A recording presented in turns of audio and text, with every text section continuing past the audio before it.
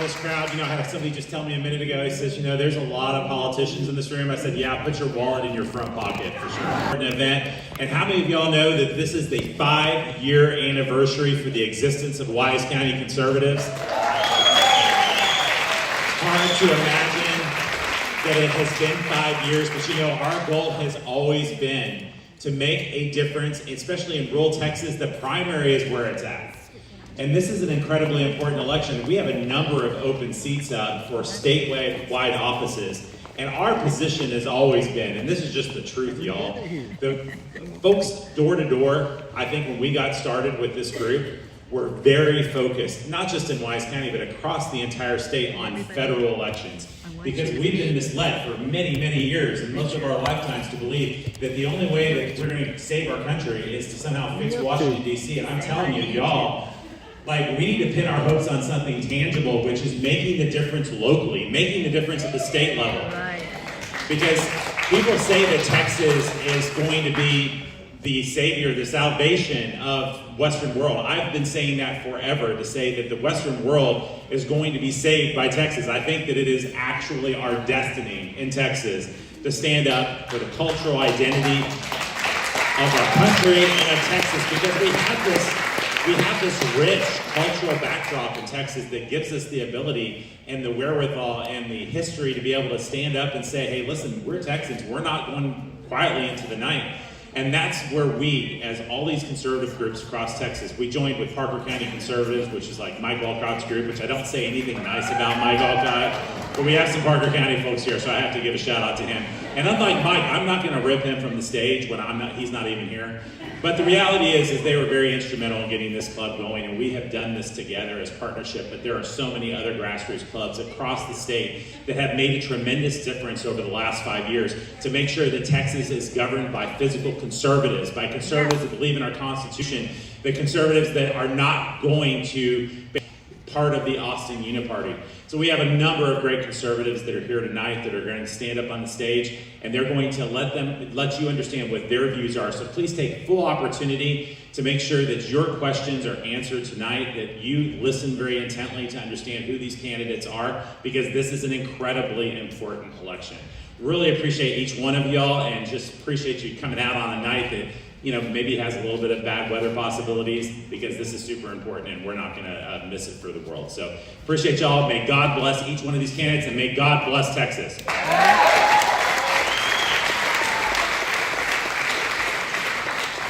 Y'all may be seated. Well, I'm Monica Hamilton. I am Wise County Republican Precinct Chair, and 5 years ago in February, this coming February, I went to my very first Wise County Conservatives meeting, not really having a clue how I could be involved. I was watching federal politics, and I was like, I don't know how I could make a difference at that level.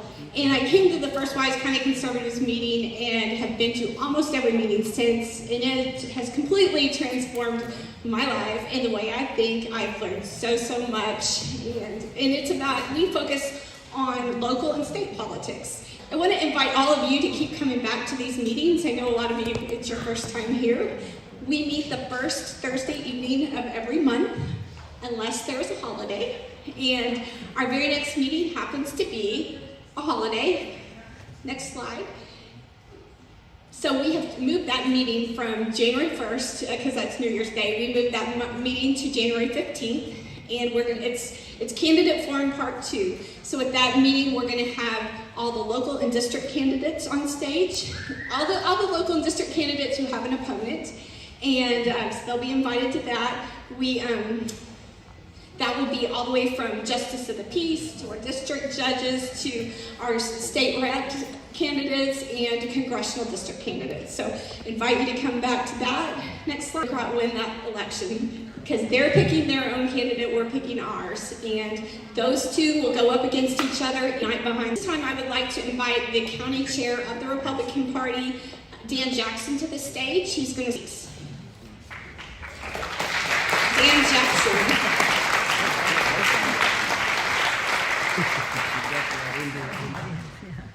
I'll give these folks just a minute to make their way up here.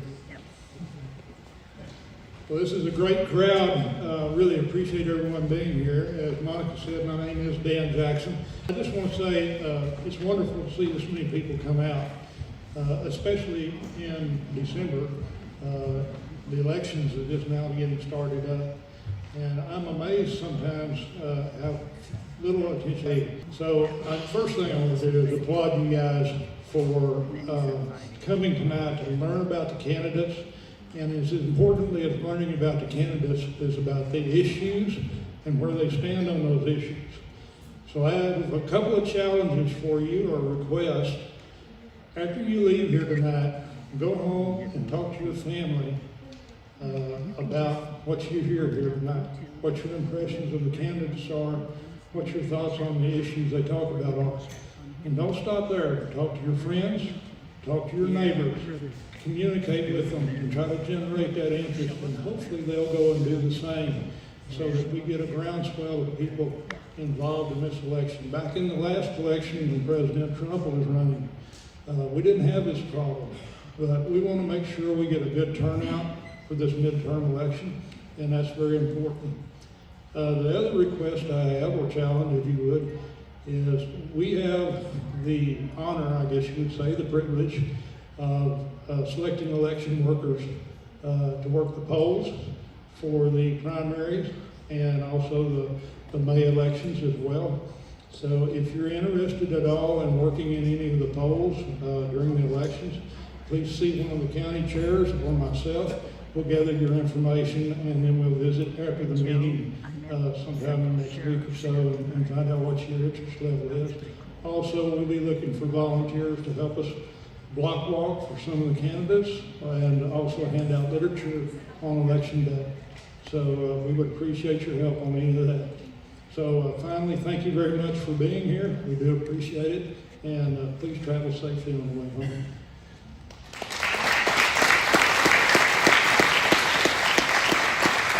Sam Hopper, Vice Chair. Roger Woolley, Precinct 14, Paradise. Kimberly Hoy, Precinct 7. Linda Hunter, Precinct 20. Kimberly Warren, Precinct 10. Brenda Platt, Precinct 19, Lake Bridgeport. Nathan Schoenberg, Precinct 22. Cheryl Jackson, Precinct 30. Terry Winship, Precinct 3. Sharon Howell, Precinct 28. Rod Smith, Precinct 27. Brad Davis, Precinct 9. Bill Cook, Precinct 25, representing the great city of Aurora.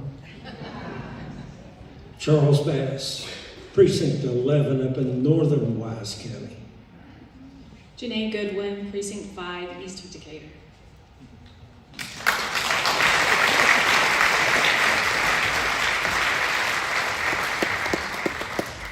And I am Precinct Chair 23 in Boyd, so if anyone lives out there, come see me. I'd like to meet you.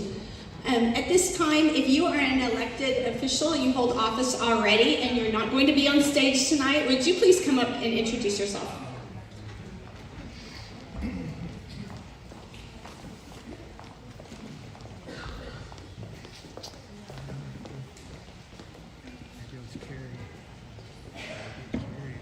Colby, you don't have to come up.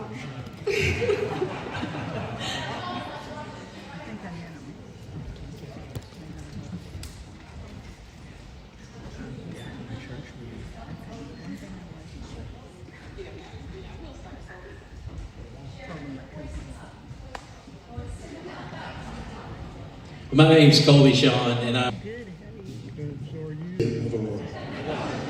Kerry Malamo, Wise County Sheriff. That's a tough one to follow. Hi, I'm Mandy Hayes. I'm the Justice of the Peace for Precinct 3 out of Boyd. Thank you for having me. Hey y'all, I'm Blanca Tua, and I'm your Wise County Clerk.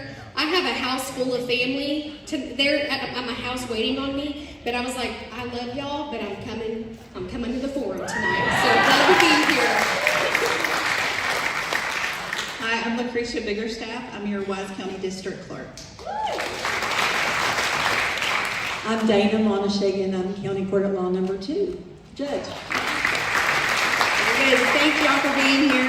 Hope y'all can hang around and visit with them afterwards. Okay, at this time, I would like to invite everyone that's going to be on stage tonight.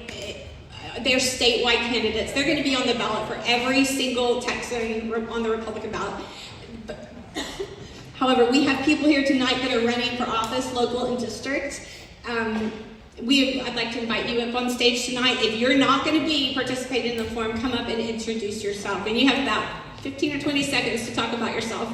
But so make your way up. We have a long evening. That's why we're limited on time. But they do have tables set up in the lobby and would like for you to visit with them after.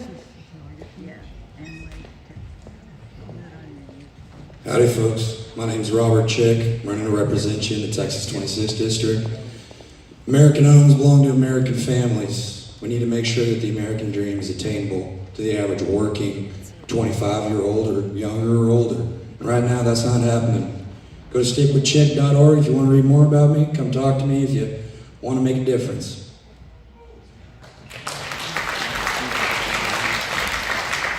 Thank you. Ladies and gentlemen, I am Andrew Lloyd, and I am running for the 271st District Court Judge position.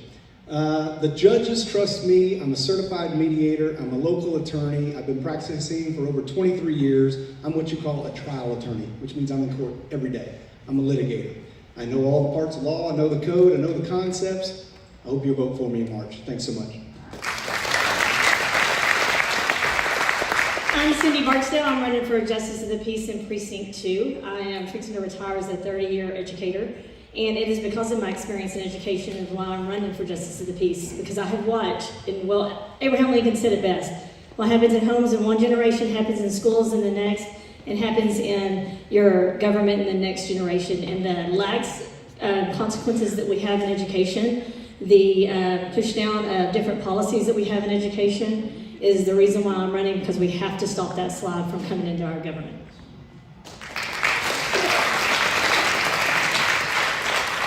Good evening, ladies and gentlemen. Even though the Cowboys are on, I thought it would be more important to attend this. So I, like Andrew Lloyd, is still running for the Wise County, Jack County 271st open seat. I'd like to say I've been graduated Decatur in 82, law school in 95. Since that time, I've probably tried over 200 jury trials up here. Nobody's tried more cases than I have. I've done multi-complex litigation with the Strand case in the civil part, and I also am in the courtroom every day. I deal with probation, and I'm running on my roots and my experience. Thank you.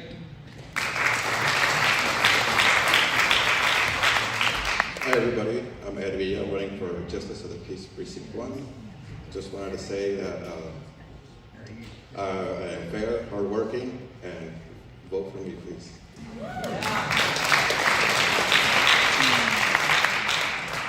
My name is Bill Hall. I live in central Wise County. I'm a conservative. I have spent 37 years in law enforcement, most notably with the Texas Department of Public Safety. I was stationed here for 8 years as a trooper. I spent 18 and a half years as a lieutenant in the aviation division. I was a chief pilot for the Fort Worth Police Department for 4 years after that. Then I enjoyed retirement for a little while, and I came back out of retirement. I've been working for the Denton County Sheriff's Office up until March of this year. My wife Rebecca and I live here. I've been married for 28 years, have one adult son, and I would appreciate your vote. I'm running for Justice of the Peace Precinct 1 here in Wise County.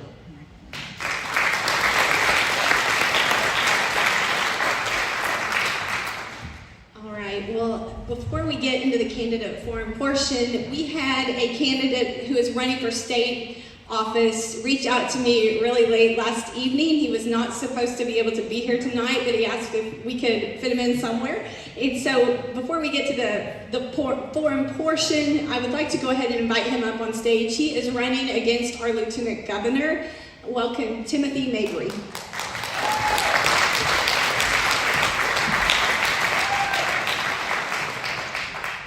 Howdy, y'all. I'm Timothy Mabry, and first I want to thank Monica and the Wise County for having me out here tonight. This is an amazing event, so give you all a round of applause. So in January of this year, I was called in a church just like this to that my time and my calling was now. I get called out by the pastor's wife, and 2 days later, I go to bed, and I'm in the middle of a 7-day fast, and as I go to bed, I wake up an hour later with direct instructions from God saying, okay, I have a message for a friend that I was called to be the lieutenant governor, and that the time is now. God then said, have I finally shown you enough, my son, for you to trust me?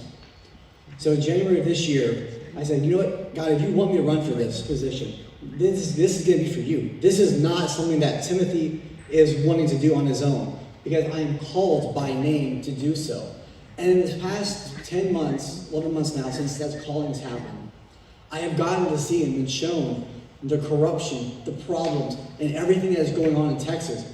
I was just like the majority of the people, where my eyes were closed. I wasn't paying as close of attention as I am now. And I've gotten to see that we are in a fight, in a battle for Texas. Not just for our families, not just for the state of Texas, but for this nation. We are looking at the global agenda, the Democrat agenda, and the Islamic agenda, and it's all pointing back here to Texas. They want to make Texas the Mecca of the West. They want to take Texas down. And as a sixth-generation Texan, I'm taking a hard look at this and saying, okay, God has called me to do this, which means He qualifies. He puts us in the position and makes a way that only He can. And that's one of my priorities is I want to see property taxes completely abolished because they are theft. I don't know about y'all, I think it's theft. This past legislative session, they keep saying we're the most conservative, this is the most fiscally responsible. But yet we keep spending more and more and more money. A couple of days ago, it was put out, oh, hey, we're going to take just 1% of the budget and create this baby fund for our kids. That's just 1%. We keep spending more and more money. Where's it coming from? It's robbing Peter to pay Paul. It's coming from our pockets and our futures. David Crockett, when he was a state rep or House representative in Congress, he looked at giving money to people and looked down upon it. He said, because us as the state and as a government, if we take money from the taxpayers and then we give it to somebody else, what makes them more deserving? We're supposed to be fiscally responsible. So this is why I'm calling, we need to Doge Texas. We need to reduce our spending, and we need to put our critical infrastructure up first. Instead of spending money on other side projects or programs that don't really matter, we need to make sure that our infrastructure is secure. Because wherever you go in Texas, there's construction. 35 is always under construction. And it doesn't matter where you go. We're having record floods. We're having infrastructure crippled. Whenever we have a major storm, we have power outages. We don't have good grid sustainability. We're having a water crisis throughout the state. See, these are the things that I'm watching right here and right now. And the question I have for you all to ask yourselves is, do our current leaders, or our current elected officials, are they strong enough to lead us through? Are they able to sustain it through the very end? And for me, every bill that I put into place, every policy that I push is going to be benefiting my family, all Texans, and ourselves. Because my youngest is 1. My oldest is 3. I have itty-bitty kids. They're going to be entering into the school system here so shortly. So every real issue that we have, that we're facing, I have to live with. And with this fight that's coming, we have to stand up, we have to unite. Because the Democrats, there's one good thing about them. They are very well united. Behind closed doors, they'll fight it out. When they come forward, they're on a united front. So we have to stop the infighting. We have to stop the squabbling between Republicans. So this is why, no matter what happens after this primary, I'm going to make sure that I continue to fight for Texans. And even if I don't win, I'm going to still rally around the Republican banner. I'm going to still rally for the people of Texas, because this is what we must do. We must unite, we must fight, and we must band together. And at the very end, when y'all see me around, I want to hear y'all's biggest complaint. Where do y'all see the corruption starts, and how do we solve this together? I'm Timothy Mabry, the next Lieutenant Governor for Texas.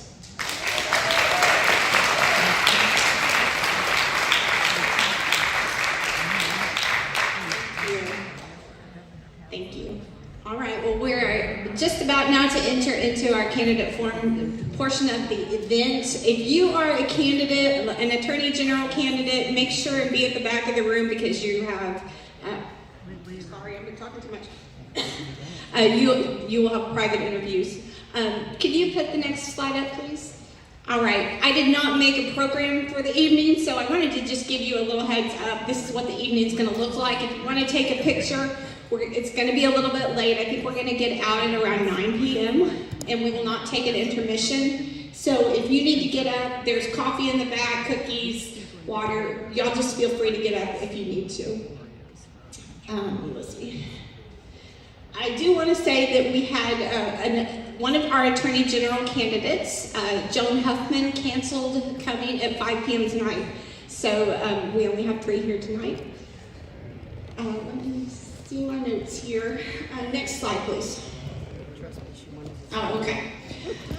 I want to let y'all know that while our candidates are on stage, we are having private interviews of the candidates in a back room. And so they're taking turns one-on-one going back and getting interviewed. All the private interviews and the stage interviews are going to be, they're being taped and they will be uploaded to the internet for y'all to view in the coming days. So I think that's really great way to maximize our time. So they'll be on stage and they'll be alternating going out there. And I really like the private interviews because they're private and they don't hear what their opponent is saying. So it's some good, frank conversations. So at this time, I would like to go ahead and welcome our moderator for tonight. She is the Mayor of Newark, Crystal Cardwell.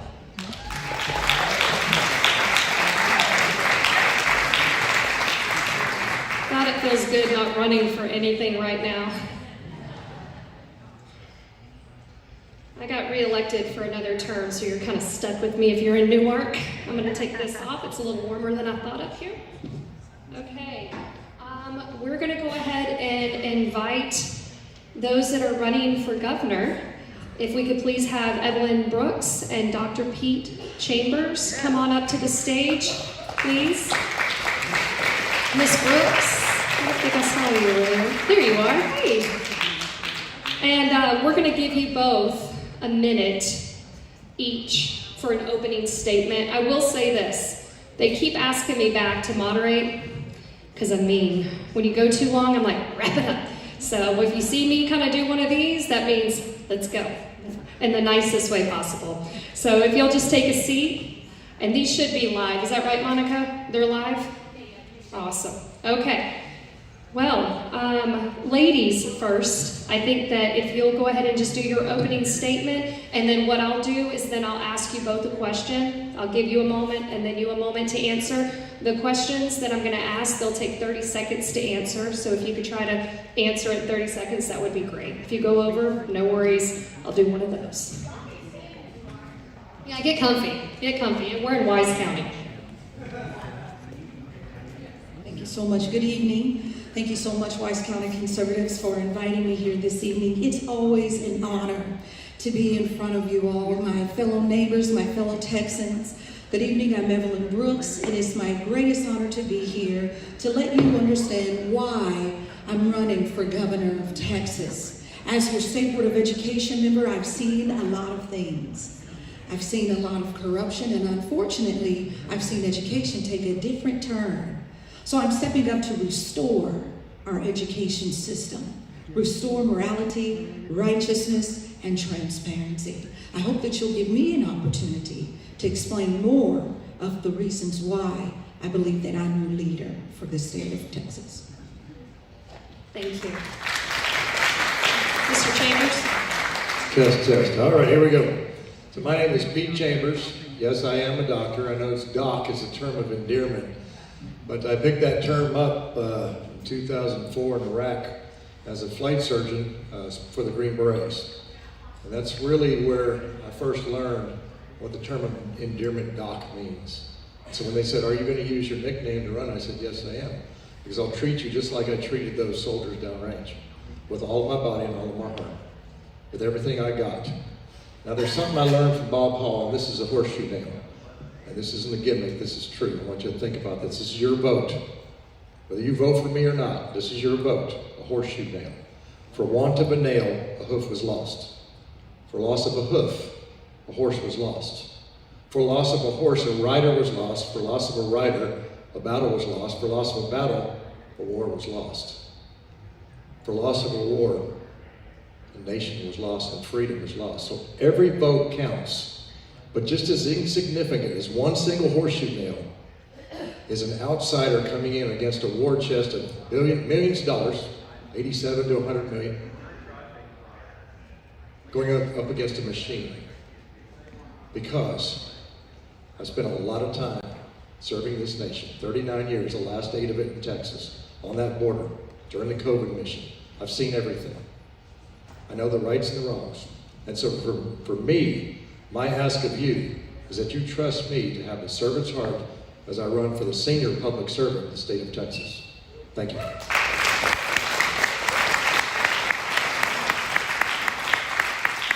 Thank you both.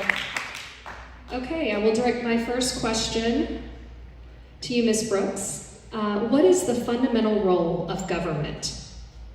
Thank you. The fundamental role of government is definitely to protect our sovereign rights and our freedom and our liberty.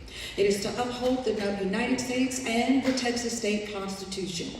Limited government is what the people of Texas need most, and historically that is what we've been known for. Individualism, realizing our American dream, whatever our God-given purpose is, reaching it to the max potential. So fundamentally, we must follow the Constitution, protect it, defend it, and enforce it so that our lives can be left alone and not only promoting protection, but also protecting our freedom to educate our children, freedom to have the jobs that we want to attain in order to work hard for the American dream. So fundamentally, I would say it is preserving and defending the Constitution, our freedoms with limited government.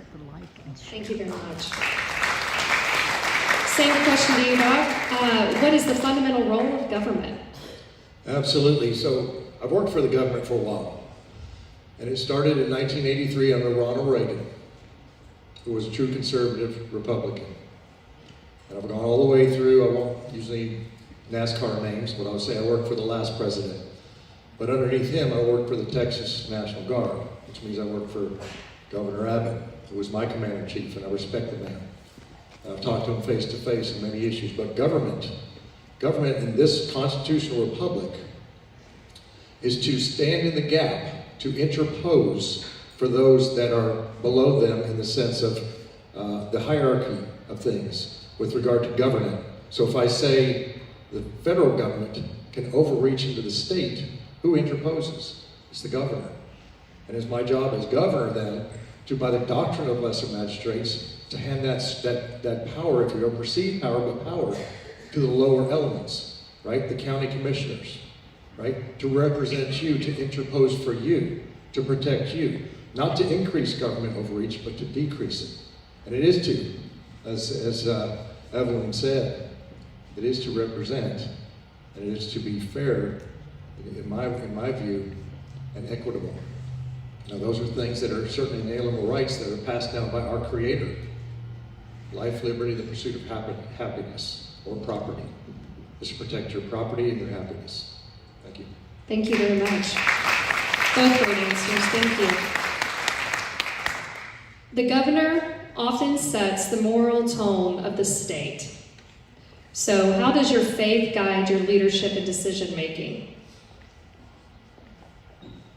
Either one wants to go. Okay. You already got the mic. It's hot. Get in there. I'm just being polite, but okay, so when I first kicked this off, I was not planning on doing this at all, honestly. I met with a group in Bonham, Texas, and it was a Christian group, some people from out of state, some good people that I knew, and they said, would you consider running for governor? At the time, we were working in counter human trafficking on the border after I left the Texas National Guard in 2022. And when you want to see heaven, you want to talk about faith, look in the eyes of a child that's been rescued. That's heaven. Yeah. That's heaven. And so for me, I prayed about it. I said, I'll pray about it. Let me think. Because I said, no, at first, I thought, I'll take a week. And beware of the prayer that you ask when you say, Lord, your will be done.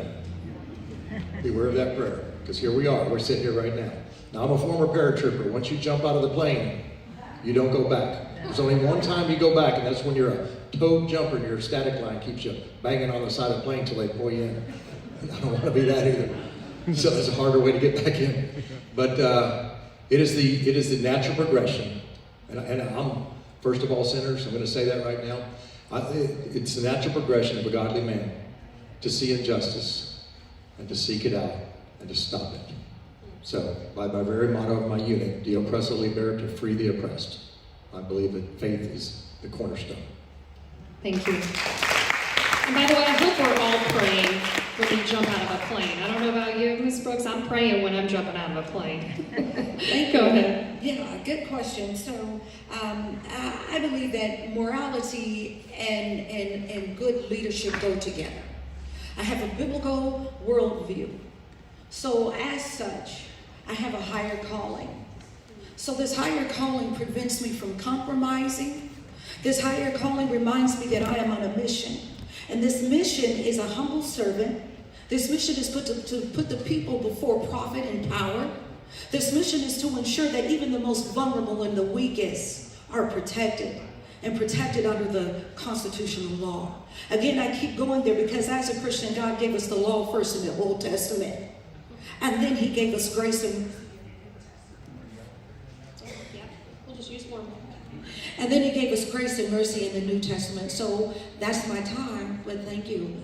Morality is the essential part of good leadership, and that's what Texas needs. Thank you.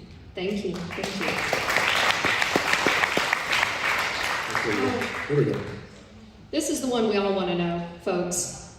Homeowners in Texas are being forced to leave Texas because we cannot afford those daggum property taxes. Young people are being forced to rent because they can't afford to buy. How do you feel about property taxes, and what's your solution to continue funding the government and increasing home ownership in Texas? Thank you. The good news about this is that there is a solution.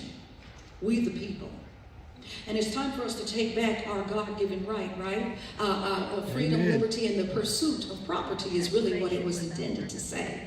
So to have and own our property, to be owners of property, it is a right in this country, and it's a part of our inheritance. So as such, where do I stand with property taxes? I believe that it's robbing us. It's robbing us of our ability to stay in the home that we work so hard to get and to achieve and take care of it. A lot of times our homes are a reflection of our character. It's a reflection of our personality.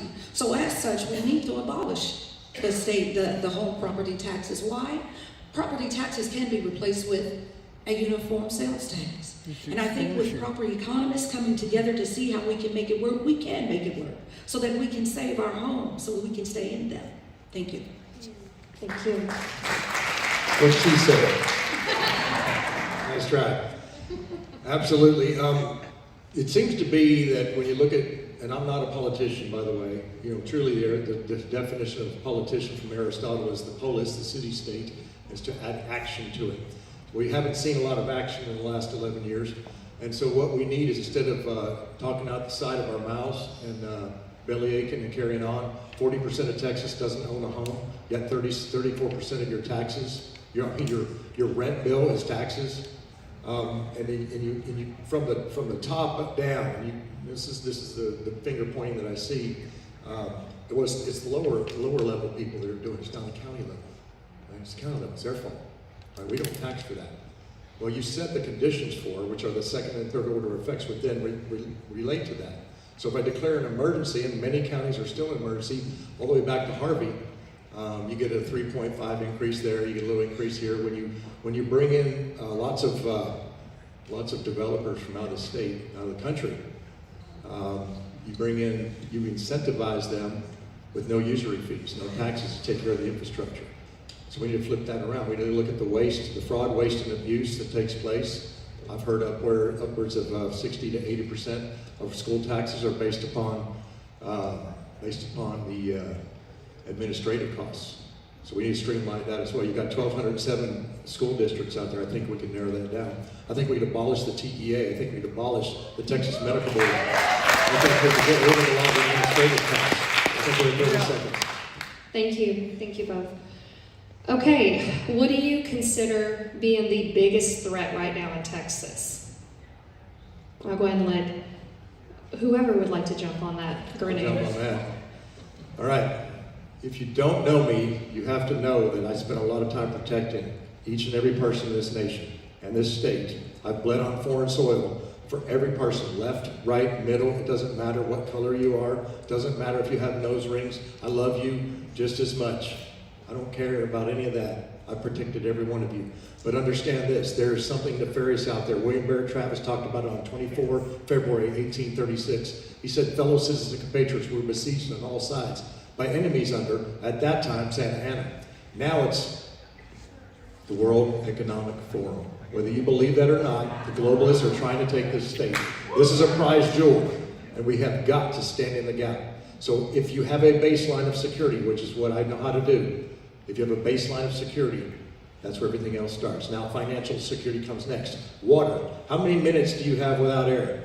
3 minutes. You got 3 days in freezing cold without, 3 days without water. Water in Texas is a commodity, and about 2050 to 2070 we're out of it. That's another security level thing. Then taxes and everything else come in. It's on the website. I'm out of time. Thank you. Thank you. Okay, I'll stand up for this. The greatest threat, the biggest threat to Texas is an uneducated Texans. Without an educated Texas, we have no capable and responsible hands to lead this great state into. So right now we're looking at about a nation where there's 60% of the adults who cannot read past a 6th grade reading level. What can you do if you can't reason, if you can't think critically, and you can't problem solve? The American dream is far removed from you if you don't have just a basic foundation in education, and we can do better. When I sit on that board and I look at all the money that we're tossing for education reform, but yet our children still can't read and write and do basic math and science and social studies, we failed them. We're now living in a system where failure pays big money, so our children have become a commodity. So if our children are uneducated, we are no longer the same Texas that you see today, full of innovation, full of a booming economy. We're talking about becoming the #1 economy in the world soon. How can we do that if we don't have an educated Texas? We can't do it. An uneducated Texas is also furthering, it's breaking down the nuclear family as well. And we talk about choices. Well, listen, we had choices before the school vouchers came out.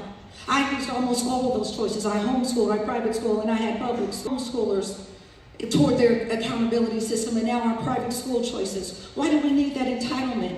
The entitlements are what's breaking down our families because it never comes free. It comes with a great price. We are to protect this generation. This upcoming generation is facing us. We're looking at tomorrow in their faces today. Are we doing the best we can to prepare them and make sure they're capable of carrying forward our freedom Thank you. and liberty?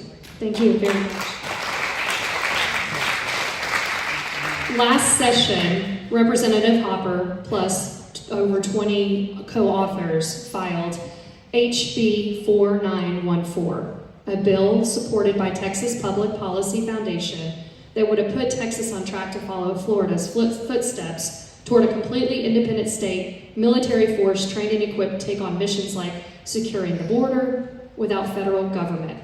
As governor, would you have supported this bill, and why? And you have both have 90 seconds for this I question. completely support this bill. I helped to develop it on the border. So I gave it to Ammon Blair, the information that we had as we saw chasing a needle and a stack of needles on the border. During the Biden administration, 12,500 people came across on average a week. There were 150 countries demonstrated. The State Guard of Texas cannot be taken out of the state when they decide to fight a war downrange. It's my job to protect the National Guard as well. But we've got to plus up. We've got to do better than Florida. The State Guard goes all the way back to Bowie in the Alamo. Now my unit on the board is the 3 of the 141. Went back to William Barrett Travis. That's why I wrote that letter on 6 walls downrange everywhere I stay. Because I always thought I was in the Alamo for the last time. But yes, 4914 is to plus up the State Guard, give former veterans like me that are out a purpose. Now they can be a kind of a home guard, if you will, on a voluntary status, so we can be called up when Sheriff Coe out of Kenny County calls me and says, hey Doc, I got 6 deputies, but I need some help down here. right? I'm not going to be the guy that's going to slap him on a loss of funding from OLS, Operation Lone Star, because that happened to him when he tried to hire some people. I'll be the guy that sends a bunch of troops down there with law enforcement credentials. Thank you very much. I support that. Thank you. I do support sovereignty. If you couldn't tell, I am a defender of liberty. However, most importantly, we need to make sure that we have the right leadership in place. We need to make sure that we do not have a corporate leadership, a corrupt leadership that goes into public-private partnerships that take away our freedom, that remove our hard-earned tax dollars. So in order for this to work, we have to make sure that we have a responsible and accountable elected representatives. We have to have people who answer, representatives who answer to the people, and not to money and not to power. So that can work, but only with moral and virtuous leadership, because that's the only way to promote freedom. That's the only way to uphold the guardrails of the Constitution. So yes, we want our sovereignty back, but we want it as a people who self-governs ourselves, a people whose representatives are are protecting our rights and liberties, using and upholding the Constitution. I always go to the Constitution because we have a lot of unauthorized constitutional bills that have been passed that are stripping away our freedom. And I don't know if we really understand the threat that is already here in Austin. And how can we as a people take our power back so that we can get the outcomes that we deserve and that have been preserved by our forefathers? So again, we need a moral and virtuous leadership in order for us to have a sovereign nation where we, or state where we can remain at peace and self-resilient. Thank you. Specific questions, so I will direct these questions one of all through 5 reading curriculum, which weaves biblical stories into the lessons. Your vote surprised many of the Christian Republican voters. Can you tell us what caused you to break the majority of your own party and reject it? Certainly. First, I want to let you know that I took an oath to the Constitution. I did not take an oath to a person. I took an oath to the Constitution, which means every vote, every decision that I make upholds our rights, our freedom, and our liberty. What Blue Bonnet is not a Christian education. What Blue Bonnet is an educational reform bill that has totally taken and removed our choices of a curriculum, our choices of how to teach our children, our choices of how teachers can even teach. It's scripted for our teachers. Now, when we talk about religious stories, when we talk about Christian stories being taught in our classrooms, this is, first of all, during elementary school reading time. During reading time, the kids always ask questions, which is why we have a lot of fairy tales, we have a lot of fiction stories, and we mix it in with some realistic fiction, because that is the mind, the development of a child. Parents are supposed to be the spiritual leaders of their children. If I confuse a child and I tell the child we're reading, let's say, a biblical story, there's nothing wrong with a biblical story, but let's say we have a witch teaching our children that biblical story. We don't have the opportunity to hire our own teachers. So the conversation in that classroom are conversations that will affect that child's mind. And it will reflect on what their home religion is versus what the teacher says, because they trust teachers. They're very trusting at that age. We're talking about K through 5th grade. And we're talking about teaching them essentially a belief system. And not only a belief system, but a belief system from a stranger. Kids are curious by nature. So some of the discussions in there will be a biblically based conversation. And if a teacher is not equipped, if a teacher does not believe in your belief system, you have a problem. Last thing, I want to give you an example of this. An example is my kindergartner came home from school and she says, I don't eat meat anymore. I didn't know why my daughter stopped eating meat. I didn't know where it even came from. Come to find out, she sat beside a student, a Hindu student who did not believe in eating beef. That one student changed the trajectory of my child, because in her 5-year-old mind, she didn't understand that that was simply a part of her religious belief, but not our religious belief. So I was not voting against the Republican Party. I was voting in favor of the Constitution. The Constitution that says we do have freedom of religion, and the state should not take away. And I will say in high school, students can learn the I'm going Old to have to wrap it Testament. up. Okay, Dr. Chambers, in 2020, Don Huffins, I hope I'm saying this right, Alan West and Chad Prather. 3 of those gentlemen on the border, when I came back up and explained that took place with the voting machines, I still do. I know that no vote is safe when it's running through any machine that can have a man in the middle attack. Right? It's just the way it is. And so, but we can't bellyache about things. We have to step in the gap and jump in. So when we decided to run, I went downrange in Africa, running operations at the specific voters, and that's what we're doing, that are going to get us through. We need 1 million people to win this thing, truly, right? Just 1 million, and we can do it. But we have to target it, and we have to get out and speak. And I'm on the road every day, and I'm doing this every day, and sometimes all night long on podcasts. So it's very targeted, and I believe that we can do it. And I don't have a split vote. We've got 4 more days until the end of the people who come into the race against me. I think we can win it. I know we can win it. Thank you. Great, thank you. Okay, as we wrap up, you both get 2 minutes. I know you see those pretty ladies up front, so they'll go ahead and let you know when it's 30 seconds and then stop. But yes, please take those 2 minutes and as your closing statement, and we sure appreciate you both coming here tonight and sharing your insights with us, so please. Thank you. Again, it's a pleasure to be here, and I thank you for coming out and doing your due diligence to get more acquainted with your candidates. Again, my purpose for being here, a lot of people are like, Princess Member Brooks, it is only a suggestion that the Sago Board of Education participate in this and making the outcomes, the changes that we need in order to, you know what, I really just need to change my position of sitting on the State Board of Education. I've learned a lot. I've grown a lot. I understand what the real issues are. And I'm tired of being Delphi technique while I'm sitting on that board, trying to make decisions for our children. My heart is right. My heart is right. And I don't want to lose this generation. I don't want to lose a generation to students who think, or young people who think, that socialism and communism is better than freedom and liberty and justice. Not on my watch. I thank you again for your time. God bless you. And I hope to see you all again soon. Okay, so here we go.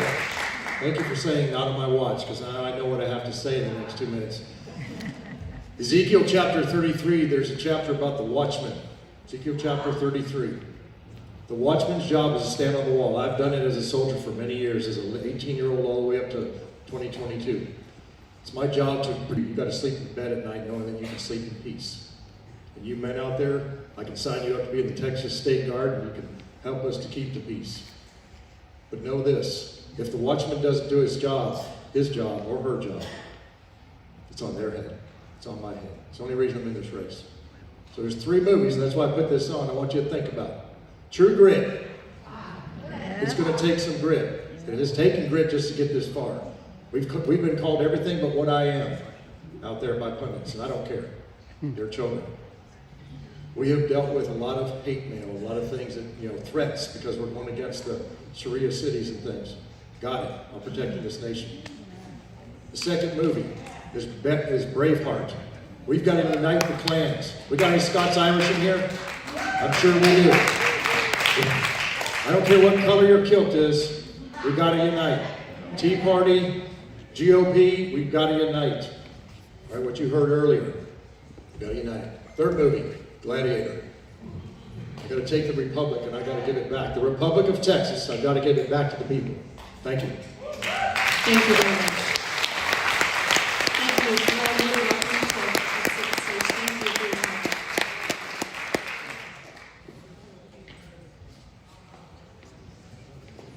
I don't know, Commissioners, that's going to be really tough to follow, but might as well.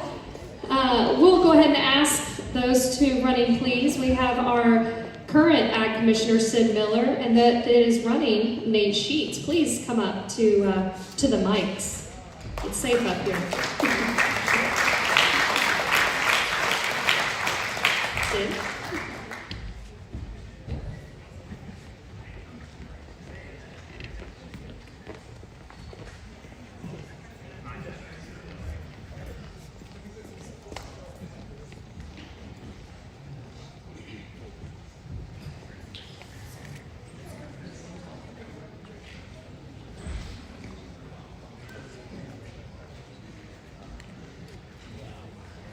Okay.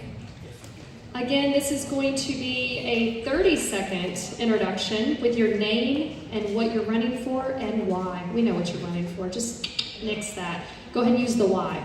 So, Mr. Miller, if you'd like to go ahead and do that.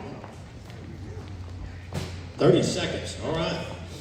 Well, good evening. It's good to be with a room full of patriots. I'm Sid Miller.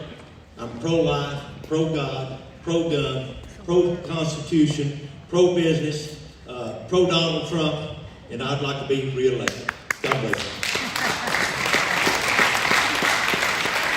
Mr. Sheets. My name is Nate Sheets, and I grew up in a household of service. My dad was an Air Force colonel, served the country his entire life, and he raised us to learn how to serve also. I served in the U.S. Navy. He said, boys, you got to figure out how you pay for your college. So I left the day after I got out of high school and went and served in the Navy. Came back, went on a mission trip. I wound up serving God's kingdom, traveling to 88 countries around the world, telling people about Jesus, developing tools like the Evangel Cube and I Am Second to help train other people to go tell other people about Jesus. During that same time, I also bought a beehive and wound up turning that one beehive into the largest honey company in the United States called Nature Nates. And I served our community by taking the monies that we made to make an impact in the lives of other people. Money wasn't the goal, impact. Thank you. So now I want to serve the great state of Texas in agriculture. Thank you so much, Mr. Sheets. Okay, I'm going to ask you, sir, Mr. Miller, I'm going to go ahead and have you do this first question, and then it'll go to you, Mr. Sheets. What is the fundamental role of government? What is the fundamental role of government? You can use your mic next to you if you want to write it. The fundamental role of government. Is this one? I didn't know you were mic. Okay, all right. So the fundamental role of government is this: protect our shores and deliver the mail. That's about it.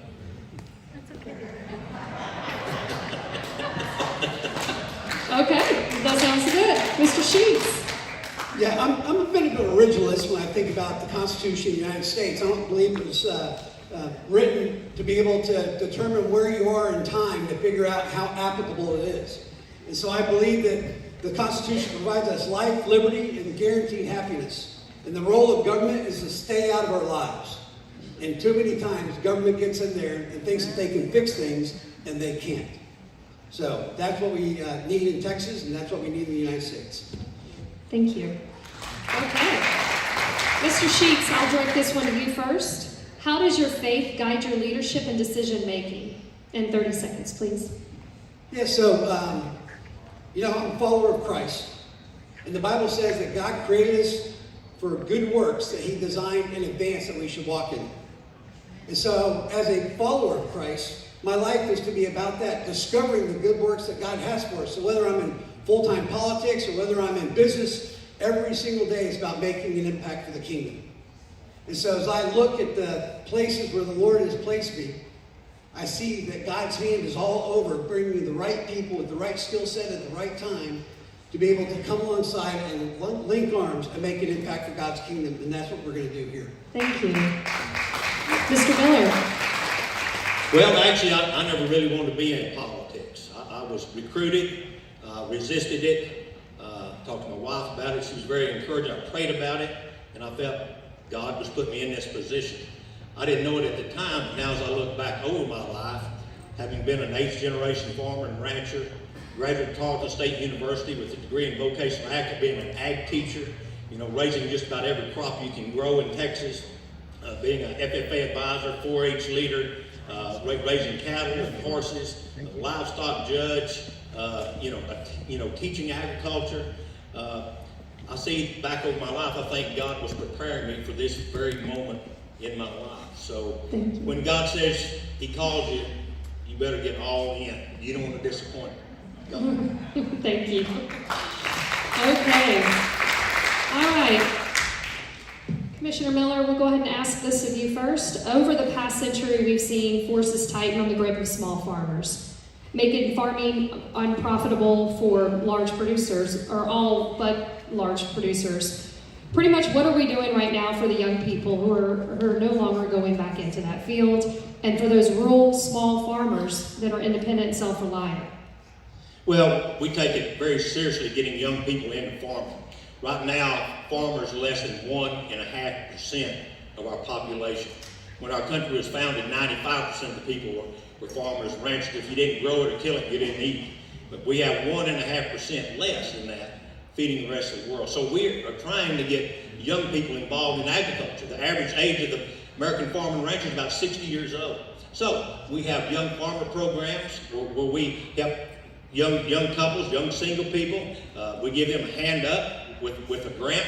The legislature saw what we were doing. They just expanded our program by giving us $100 million to expand that program. So we're doing that. We work very closely with all the livestock shows and help them raise scholarship money so those kids can go to college and get a degree in agriculture. So we work really around the clock. One thing I realized, being an ag teacher and an FFA advisor and a 4-H leader, that the greatest natural resource we have in this state is not oil and gas. It's our youth. And we need to make it possible for them to perform in agriculture. Thank you. Thank you. Same question to you, Mr. Sheets, and if you need me to sum it up, I'm happy to do that. Okay, pretty much right now all the big boys are getting, the large producers, they're winning all the money, and then there's just smaller and smaller amounts of youth getting into agriculture and farming. How do you plan to help that? So last year we lost 7% of all agriculture in America, 122,000 farms. Why? Because a farmer made 40 cents of food in 1980, and today they make 15 cents of food for every $1 of food that they sold. Young people aren't getting into agriculture today because young people can't afford to get into agriculture today. Unless you're a 4th, 5th, 6th generation farmer and your land is handed to you, you can't get in when you pay $1 million for a tractor, when you have interest, when you can't find labor, and young people aren't getting into it. I spoke to the Texas director for FFA the other day, and she said that FFA has really moved away from trying to get young people to go into agriculture and really focus more on leadership principles, getting them ready to go to college. So I was talking with a young guy, McCray, the other day. He farms 3,000 acres in Floydada. He said that my grandfather farmed 1,500 acres, had an amazing life, sent 4 kids to college. He had a great retirement. He had a beautiful house. And he said, I farm 10,000 acres. I am not married and I can barely feed myself. He said, we gotta change. I need your help to help change. We can do this because we have to change agriculture, and we have to be able to help make agriculture a financially viable place that they can invest their life. Thank you very much. The National School Lunch Program guarantees all children can eat a healthy meal. And this is going to you, Mr. Sheets. While at school, providing free meals for students for low-income families. The state's role via the Texas Department of Agriculture is approved payments and ensure that all the meals meet nutritional guidelines. Does Texas contribute to the funding of this program? And what are your thoughts and plans for school lunch program if you're elected? Yeah, I was down at Texas A&M with my boys one day. We went over with some friends of theirs that are football players. We went to the cafeteria in the football area. And what they were being fed was dramatically different than what all the students were being fed in the other cafeteria, because A&M realized what those boys eat on the field impacts how they play. We are 4th in the nation in nutritional value in the school lunch program. 44th. So we wonder why we're 41st, I think, or maybe 40th in education. But we can do better. We have to have a vision for being in the top 10. And so that's what we're going to do when I'm Texas Ag Commissioner. Within 3 years, we're going to be in the top 10 of nutritional value for school lunches all across the state. And I'm going to bring churches and nonprofits into this space to be able to help make an impact in these kids' lives. Because if we can do that, if we can get them involved with helping to feed children and being involved in those schools, you're going to see a total impact taking place for the kingdom through those relationships. Thank you very much. Commissioner Miller, same question, sir. So, nutrition is one of the biggest departments we run. I'm responsible for 5 million school meals every day. 10 years ago when I took over, our cafeterias weren't serving any local products. They were buying ultra-processed foods from Benny Keith or Cisco's, added salt, dyes, preservatives, flash frozen. They were sending it to the schools. They thawed it out and put it on the tray. I said, that's why you have healthy trash cans instead of healthy kids. So we went to work with the Farm Fresh program. We're the most successful state in the union when it comes to feeding Farm Fresh. Last year, our schools, Feeding Zero prior, bought and served over $300 million with locally grown products to your children and your grandchildren. Now, we don't stop there. We continue to grow that. I'm a good friend with Robert F. Kennedy Jr. Like I said, we were MAHA before that was a thing. He wants to take Texas and make us the example how to bring fresh fruits and vegetables into the cafeteria. We were going to do a tour back in October, and he was coming down, and the government shut down. So we didn't get to do it. So we're trying to reschedule that. But we think we are the shining star when it comes to nutrition in our schools. We have turned that around. Instead of it's a win for everybody. Taxpayers win because their dollars aren't going in the trash can. Your children win because they're being fed healthy meals. School districts win because they're getting a good deal. They're buying directly from the farmers and cutting out the middleman. The only one that really loses in this deal, Benny Keith and Cisco, we kind of cut into their profit a little bit. Thank you. And actually, you can stay standing if you don't mind. This question's going to go to you first. The city is creeping into Wise County, and farmers and ranchers are seeing their wells run dry due to Texas' rule of capture, with developers having a bigger straw in the aquifer. Don't get me started on water, y'all. Projects to pipe in water from other counties or to build reservoirs will take many, many years to complete. As Ag Commissioner, what do you see as an immediate solution to ensure our farmers and ranchers will always be able to water their crops and their livestock? You know, for 10 years, I've been the only elected statewide official that's been saying Texas is out of water. We got plenty of land. The limiting factor is water. So I have championed rainwater harvesting off of parking lots, storage buildings, distribution centers. It's relatively clean, easy to clean up. We spend millions and millions of dollars getting rid of stormwater and sending it down the creek into the Gulf. We can capture that. It's easy to do. I'm championing desalinization, not ocean water, but brackish water. We now have, under my leadership, 20 cities across Texas that are using desal. Granbury, Texas, Lake Granbury, fed by the Brazos River. You can't irrigate or drink water out of the Brazos River. It's too salty. They put in a desal plant and are able to use that water now. So we're doing that. Fracking industry is coming around. They have started reusing, taking our example, reusing frackish water and brackish water and not using as much fresh water. The best news I have for you, there is a new source of water. It's called deep earth water. We've never been able to get to it before. It's deep in the core of the earth. And it's changing agriculture. In the next 10 years, it's going to change the face of the rural economies and cities, because here's what it is. It's an unlimited amount of water. It's never been to the surface. It's under pressure, and it tries to make its way to the top, just like a volcanic lava. So when it finds one of those fissures, it gets close enough to the top that if you can find that, we can slice the earth like this. We can locate that within 95% accuracy. So you're going to see it. I call it Genesis water, because it talks about where God opened up the earth and water came forth and it flooded. But it's deep earth water. Mark that down. Okay. It's going to be the next thing in the water industry. Thank you so much. Mr. Sheets. I just want to follow up real quick. We're 44th in the nation in school nutrition, 44 out of 50. So we actually spent 7% less than the average state in buying local groceries and being able to use them. So, I looked up Genesis water. I looked up deep water in the earth, and there is nothing. Actually, in Texas, the deeper you go, the more higher saline content that there is. So we have major issues in Texas, but I don't believe Genesis water is going to be the solution.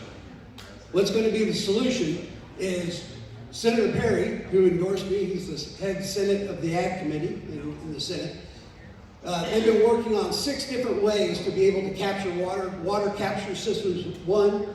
the produced water, which is the produced water that comes out of the Permian Basin. We get about 6 million barrels of oil every day out of the Permian Basin. We get 26 million barrels of water out of the Permian Basin every single day. So they're 6 years into an 8-year project to figure out how we can purify this water and to be able to utilize it back into agriculture and to actually be able to grow crops. Senator Perry told me, he said, we believe that we can turn West Texas almost back into the Garden of Eden. Now that would be Genesis water. So we've got significant water issues in Texas. And if we've been having this for 10 years, I think we should have really started addressing some major issues and getting things fixed along the way. And so when I'm Ag Commissioner, we're going to aggressively go after minimizing wastage and irrigation. 70% of irrigation water is evaporated off through the spraying nozzles. And so we're going to go over to Israel. We're going to work with technology. They're the most efficient water users in the world. So that's what we're going to do when I'm Texas Department of Agriculture Commissioner. Thank you. This is going to go to you as well, Mr. Sheets. The 10th Amendment states that any powers not given to the federal government by the Constitution nor prohibited to the states are reserved for the states or the people. If elected, how would you help protect farmers and ranchers from federal overreach under the 10th Amendment? Yeah, we've got to be able to help farmers and ranchers be successful. Like I said earlier, 44 cents in 1980 of every $1 of food, and today it's 15 cents of every $1 of food.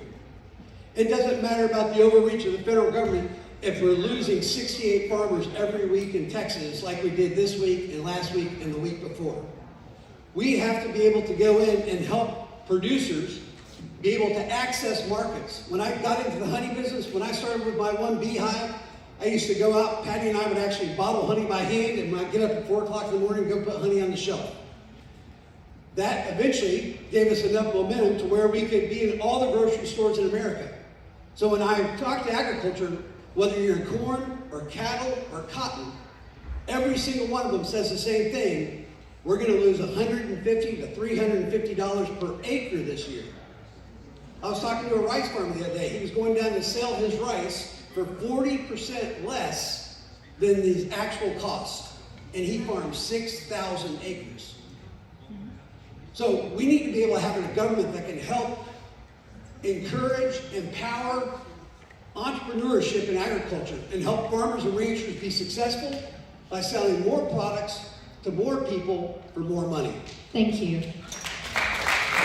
Commissioner.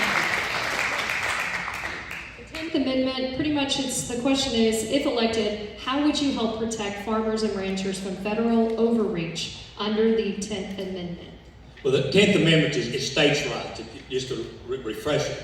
And not how I would do it, it's how I've done it. I've sued the Biden administration 4 times successfully. And we protect our state, our sovereignty. Texas, of all states, has more 10th Amendment rights, and we exert them more than probably any other state. Recently, in the session before last, because of what was going on in this area of North Texas, we passed the Right to Farm Act. Cities were coming in, trying to run farmers off of land that was in the city limits so they could tax it at a higher rate. So they were putting in rules like, $200 fine if your farm animals are seen mating in the daylight. I mean, how do you, just stuff that's impossible to, comply with. And they were wanting to get those farmers off because that land was taxed at agriculture valuation at $5,000. If they could get them off of it, they could get $5 million at a commercial rate. So we had to come in and do that. So we do that through the 10th Amendment because the state has the right to come in and do that. I'll continue to do that. Like I said, I won 4 lawsuits against the Biden administration. Stephen Miller, America First Legal, was my lawyer, and some of those, Ken Paxson was a lawyer on one of them. But I have fought. I've got a proven track record on protecting our 10th Amendment rights. Thank you, sir. Wow. Let's give them a round of applause before our closing statement. It's important to protect our future, and as you guys know, with the numbers being as low as they are for ranchers, it's what you guys are up against is huge, so thank you. Mr. Sheets, I'd like to offer you the 2-minute closing statement. and again, the ladies will then let you know, and then Mr. Miller right after. Well, Wise County Conservatives, thank you for having us out here tonight. It's a great honor to have the opportunity to be here with you, and all of you that came from out here on this cold, rainy night. It was a lot easier to stay home, so thank you guys. You know, never really thought about being in politics, honestly. It was Rick Santorum, my buddy, who said, hey, you should go run for Ag Commission. And as I really thought about that, I'd spent my career in Nature Dates, and Patty and I were talking about this. She said, it looks like so many of the things that you were trying to accomplish inside of Nature Dates or at E3 that you could do inside of being with the Ag Commission. You know, when I went into full-time ministry, I wanted to make an impact for God's kingdom. When I left ministry and started to do business full-time, I wanted to make an impact for God's kingdom. Matter of fact, my mission statement was to honor God and to help you and your family live healthy lives. I've been doing MAHA since 1996. I also had a vision of wanting to be the most trusted honey company in the world, and I knew that trust comes through transparency. So as I transitioned from ministry to business and now into this space, I have the same mission and the same vision. I want to honor God and help you and your families live healthy lives.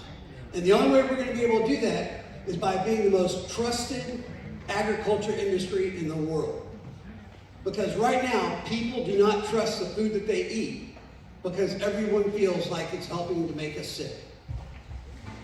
So I don't have all the answers. I really don't. But I don't need to have all the answers. I've never had any of the answers in all the things I've done in my career, but this is the one thing I do know. When George Washington swore in as the very first president of the United States, he had no idea what was before him. But he opened up the Bible to Deuteronomy 28 and placed his hand on that Bible as he swore in to be the president of the United States, but he actually said he was a farmer. And Deuteronomy 28 says that if you will seek me and keep my You know, in closing, I want to thank y'all for hosting this. I think this is very informative. You get to see the candidates and kind of understand where their heart is. I appreciate that. As your Ag Commissioner, I'm a different type of Ag Commissioner, those of you that know me. Typically, this office is a holding place for a politician to run for a higher office, either lieutenant governor, or comptroller. I'm the Ag Commissioner. That's all I want to be. I work at it. I'm hard driving. I'm hard nosed. You know, sometimes I say some stuff that gets me in trouble, but I don't care. I'm doing it because I think it's the right thing. My goal as your Ag Commissioner is to be the best agriculture commissioner that Texas has ever had. That's what Texas deserves. So I get up every morning and that's my goal. We drive hard.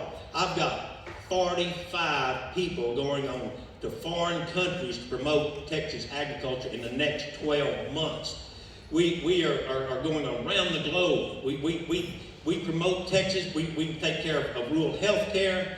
The Go Texan program. We have our own TV show. No other ag department has that. We have our own NASCAR racing team to promote our Go Texan members. We just do a lot of things outside the box.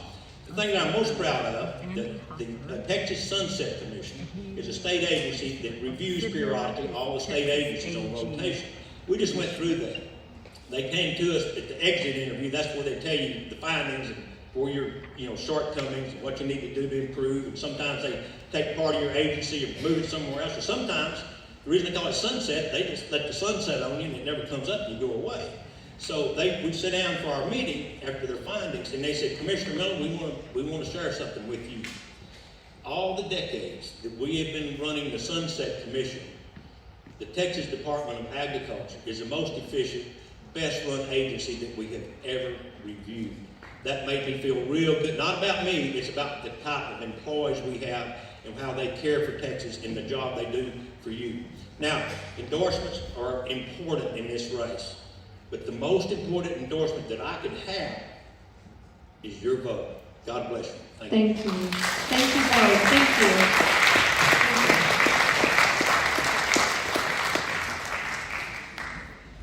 Okay. We would like to invite, it looks like we have our Chief Justice of Supreme Court, Jimmy Blacklaw, and he will be on his own tonight as his opponent is not here. So we will have Jimmy, please come up and speak and introduce yourself, and I will hand you the mic and step off for a moment. What a beautiful time of year, and a time of year when we remember and celebrate and have. What a wonderful time of year, and you can't say Merry Christmas necessarily around Austin to just anybody.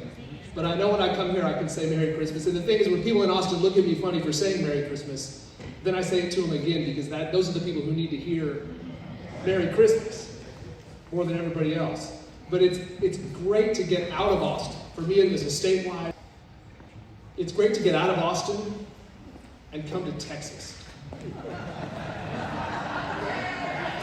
I walk into this place, I look around, I don't even have to start talking to any of you to just know that this is Texas in a way that the place where I live and work every day just isn't quite Texas. And the traditions that made our state great, the heritage that our forefathers brought into this wilderness not that long ago, less than 200 years ago, there was nothing here.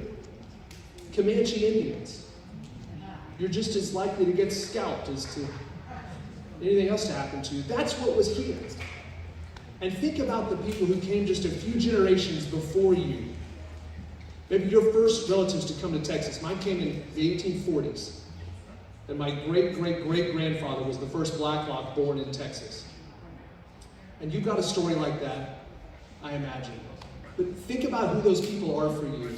And think about what they went through to turn this barren and forbidding and dangerous wilderness into the beautiful, extraordinary, miraculously prosperous, and safe place that we have to live today.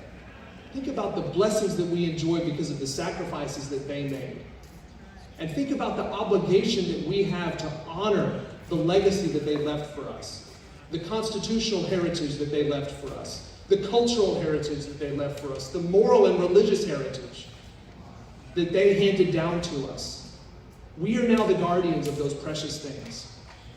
And when I come to a place like this, I know that those precious gifts are being guarded in this place. And you are standing for the heritage that was given to you, your birthright and your children and your grandchildren's birthright that was preserved for you over all those years is alive here. The flame is alive in places like Wise County. And it's places like this that give me so much hope for our state and for our country. I'm the Chief Justice of the Texas Supreme Court. I've been on the Supreme Court for 8 years, and the governor made me the Chief Justice just about a year ago. I want to tell you about a couple of things that we've done since I became Chief Justice, my priorities when we started off. One of the first things I asked the court to do and was able to get the court to do was to change a rule of judicial ethics. Many Christian judges were being told that this was a problem. If you were a person of faith as a judge, you do not have to perform a marriage that violates your religious beliefs. And in many cases, that means you don't have to perform a same-sex marriage if that violates your religious beliefs as a judge. That was one of my first priorities, to change that rule in the rules of judicial ethics, and your Supreme Court has done that. And that's now the rule in Texas. Another thing that we've done is we've eliminated the ability of the American Bar Association to control law schools in Texas. So maybe a long time ago, the American Bar Association was a reliable, sort of middle-of-the-road organization of lawyers who could be counted on to oversee legal education. Unfortunately, they veered way to the left and started imposing mandates about DEI and other left-wing ideas that they were trying to impose on law schools in Texas and that they impose on law schools all over the country. And the Supreme Court has said no more.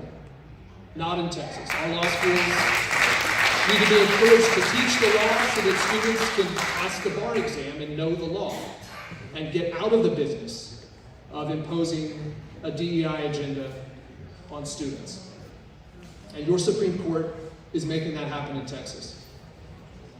I want to tell you about a case that we worked on. It was last year, it was right before I became Chief Justice. The legislature had outlawed gender transition therapies and procedures for children.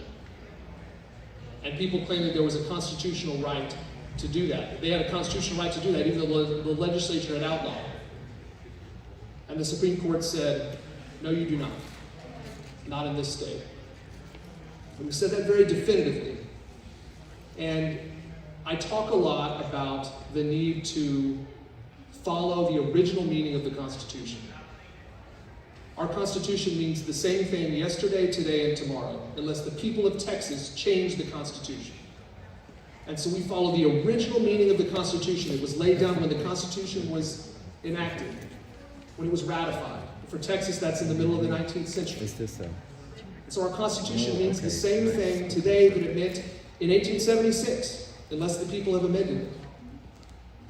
And we talk about that principle a lot. I want to show you that principle in action. And so I brought an opinion that I wrote in this case that I described. And it's an opinion, it's a concurrence that I wrote in the case about transgender therapies for children. And it has been widely recognized as the strongest rejection by any judge in the country of the radical ideology of transgenderism. And I want you to see it.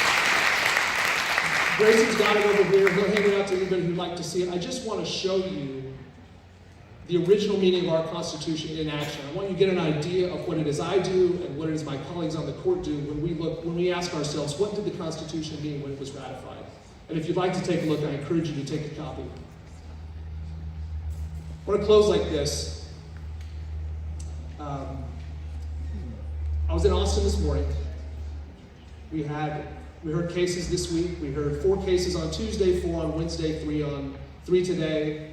We're busy at the court. We do a lot of reading and writing.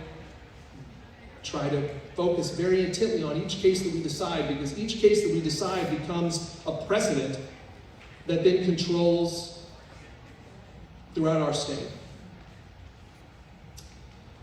We do all of that with some basic principles in mind that inform everything we do. And I want to leave you with this, a little bit of a history lesson. I'll put it as a quiz. Does anybody know the preamble to the Texas Constitution?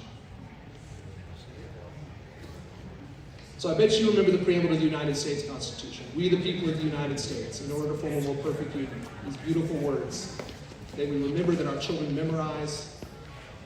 I hope that you'll remember the words of the Texas Constitution, the preamble to the Texas Constitution. It's very short, it's very simple. It goes like this. Humbly invoking the blessings of Almighty God, the people of the state of Texas ordain and establish this Constitution. That's it. Humbly invoking the blessings of Almighty God, the people of the state of Texas ordain and establish this Constitution. And quickly that tells us 2 things. Where did our Constitution start? What are the very first words that the Founding Fathers laid down when they founded our state? Our state is founded on a prayer for God's blessing. Don't let anybody tell you, ever, that your faith has no place in public life. Because our state was founded on faith and founded on a plea for God's blessing. And second, who is it that founded our state? Who's responsible for our state? Who does our state belong to? We, the people of the state of Texas, ordain and establish this Constitution. It is for the people to decide when our laws will change, to decide when our Constitution will change. We are ruled by laws, and those laws are chosen by the people, not by the judges. God bless you. Thank you so much for listening, and please keep up the good work here in Wise County. It's such an honor to be with you tonight. Thank you.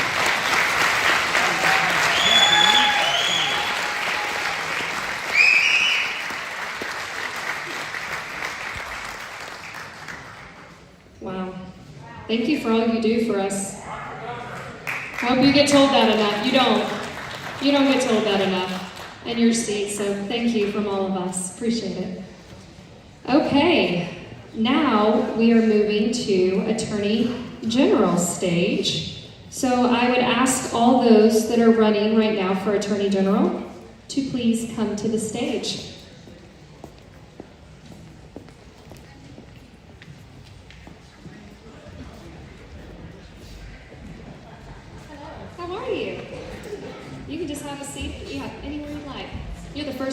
so take the pick.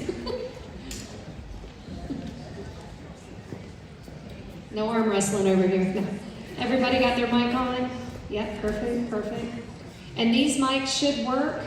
If they don't, I'll just run it over here to you. We'll start, if you don't mind, to the right, and you'll just do introductions, and you have a minute. So here you go. Well, good evening, everybody. It's great to be here with y'all. Flew in from D.C. just a couple hours ago, where we're trying to get some things done alongside the president. I think some of you might know me. I'm Chip Roy, and I represent the 21st Congressional District, which takes you from Austin to San Antonio and out through the Hill Country. Family came to Texas in the 1850s. My great-great-grandfather was a Texas Ranger. My grandfather was the chief of police. While I think I can continue to do a lot of things in Congress and be a voice alongside the president for change, if we lose Texas by radical DAs and by an organized group of leftists that need to be taken out, and we need people with the background and the ability and, frankly, the courage to stand up and do it. And so I want to come home to Texas and defend this state for Texas and for our country. God bless. Thank you so much. Well, howdy, Wise County. My name's Aaron Reitz, and I'm running for Attorney General because I believe that we are in a battle for the soul of our state and our nation. And I know from personal experience that the primary arena in which we fight the dark forces of the left is the justice system. President Trump understood this when he brought me as one of the very first nominees to the senior ranks of the Justice Department. And when he did that, he said, Aaron Reitz is a true MAGA attorney and a warrior for the Constitution. Why? Because I've spent my entire career leading legal troops into legal combat to deliver wins for our conservative Republican values. That's what I do. It's also why Attorney General Ken Paxton endorsed me to succeed him, saying that I was the only one in the race that he could trust to turn the keys of this mission-essential office down to. The kinds of fights that are in the justice system at every level are vast and extreme, and we need a fighter who's ready, and that's why I'm running. Thank you. Thank you very much. Howdy, Wise County. I'm grateful to Wise County conservatives for all you do to elect true conservatives like Andy Hopper. You have a fantastic state representative who spilled coffee on me earlier, by the way. Andy spilled his coffee. But look, this is a calling. This is not a job for me. And I actually ran against a liberal incumbent that was not living up to his conservative promises, got elected to the Texas House, was chairman of the Texas House Freedom Caucus. When I ran for Senate, President Trump said my conservative record was second to none, and like our president, I don't take anything from the job. No salary, no pension, no health care. Well, look, this is also a show me, don't tell me business. And I can show you the results. I fought the woke left's gender ideology and won. Authored the law to save women's sports and kick men out of women's private spaces. I defeated, and the law today, actually. Women's Privacy Act, one is effective on this day today. Huge victory. I defeated the atheists and won. Authored and passed the law to put prayer back in our public schools and the Ten Commandments back on the wall of every single classroom. And I'm fighting to put our country first, stopping China from buying our land, designating cartels as terrorist organizations, and now taking on the next, newest, and most growing threat, which is Islamification and Sharia law in Texas.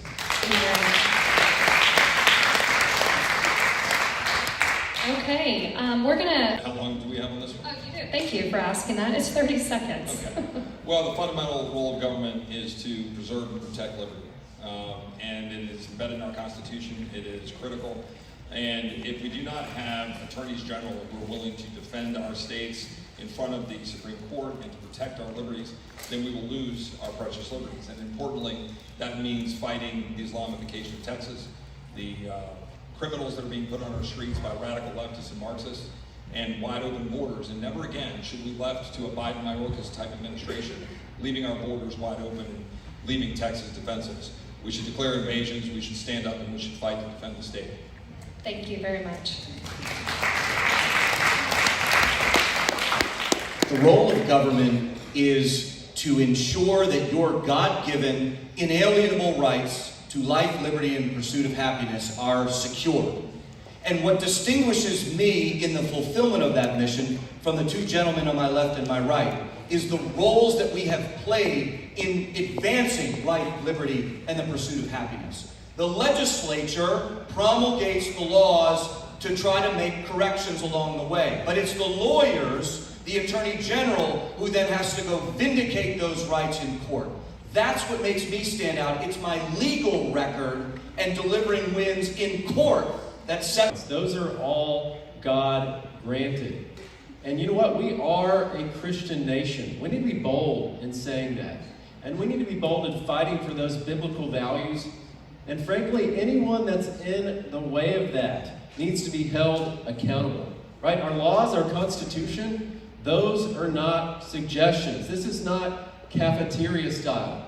So if you have liberal George Soros DAs that are not keeping our families safe, that are not enforcing our penal code, they need to be removed from office because your God-granted freedoms are at risk if they're not prosecuting criminals. Thank you. Go ahead and keep the mic.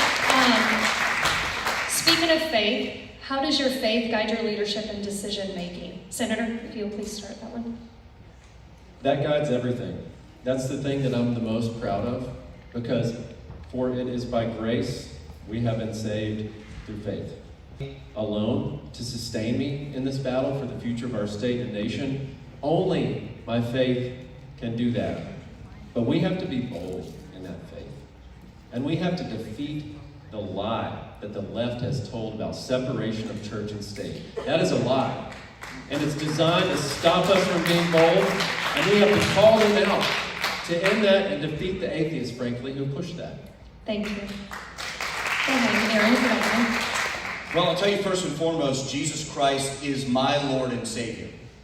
And His law, more than any man law, more than the highest law of this land, the Constitution, it's God's law that informs everything that I do personally and professionally.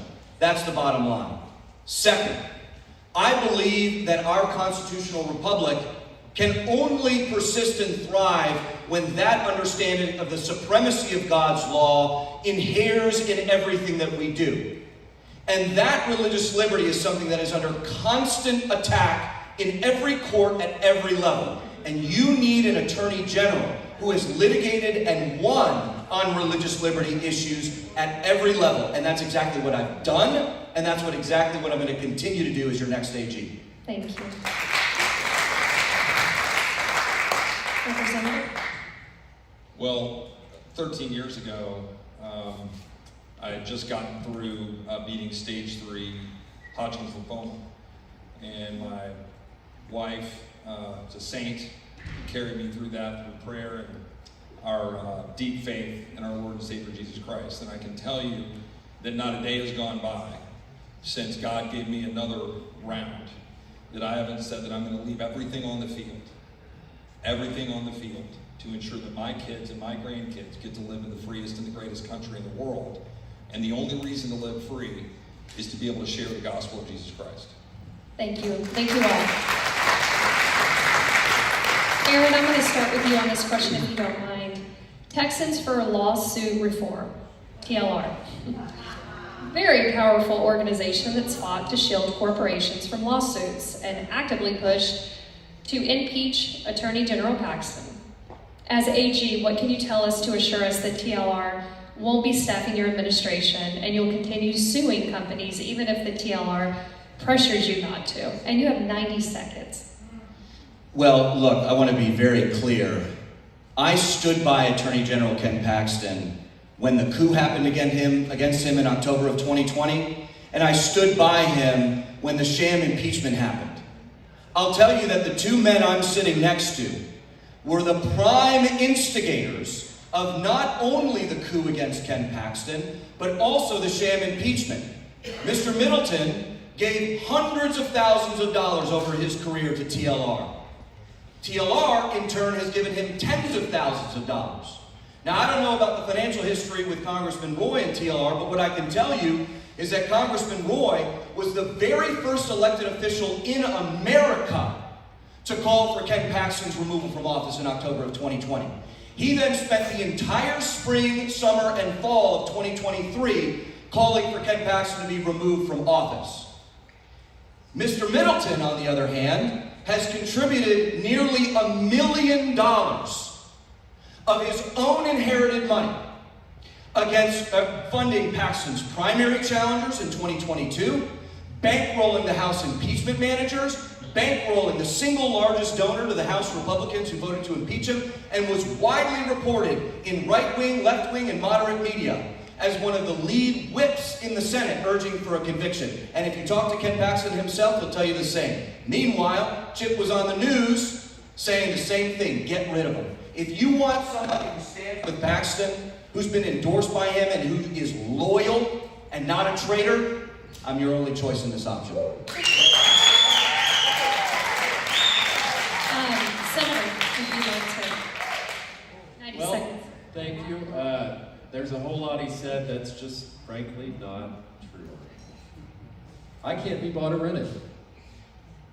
Guess who that is a lie also. Guess who the largest donor, like President Trump, when he got elected in 2016, to my campaign is? It's myself. TLR has not endorsed me. That has not happened. They gave to every Republican state senator, all of them, 100%, including Bob Hall, who's a great conservative champion. So no, they have not endorsed me. And no, I cannot be bought or rented. And yes, I did vote to acquit on every single last impeachment charge that was brought against Ken Paxton. And not only that, I supported him in the runoff with mailer slates. So everything he said right here is not true. It is a lie. It is a lie. So we need to stand up for the truth here.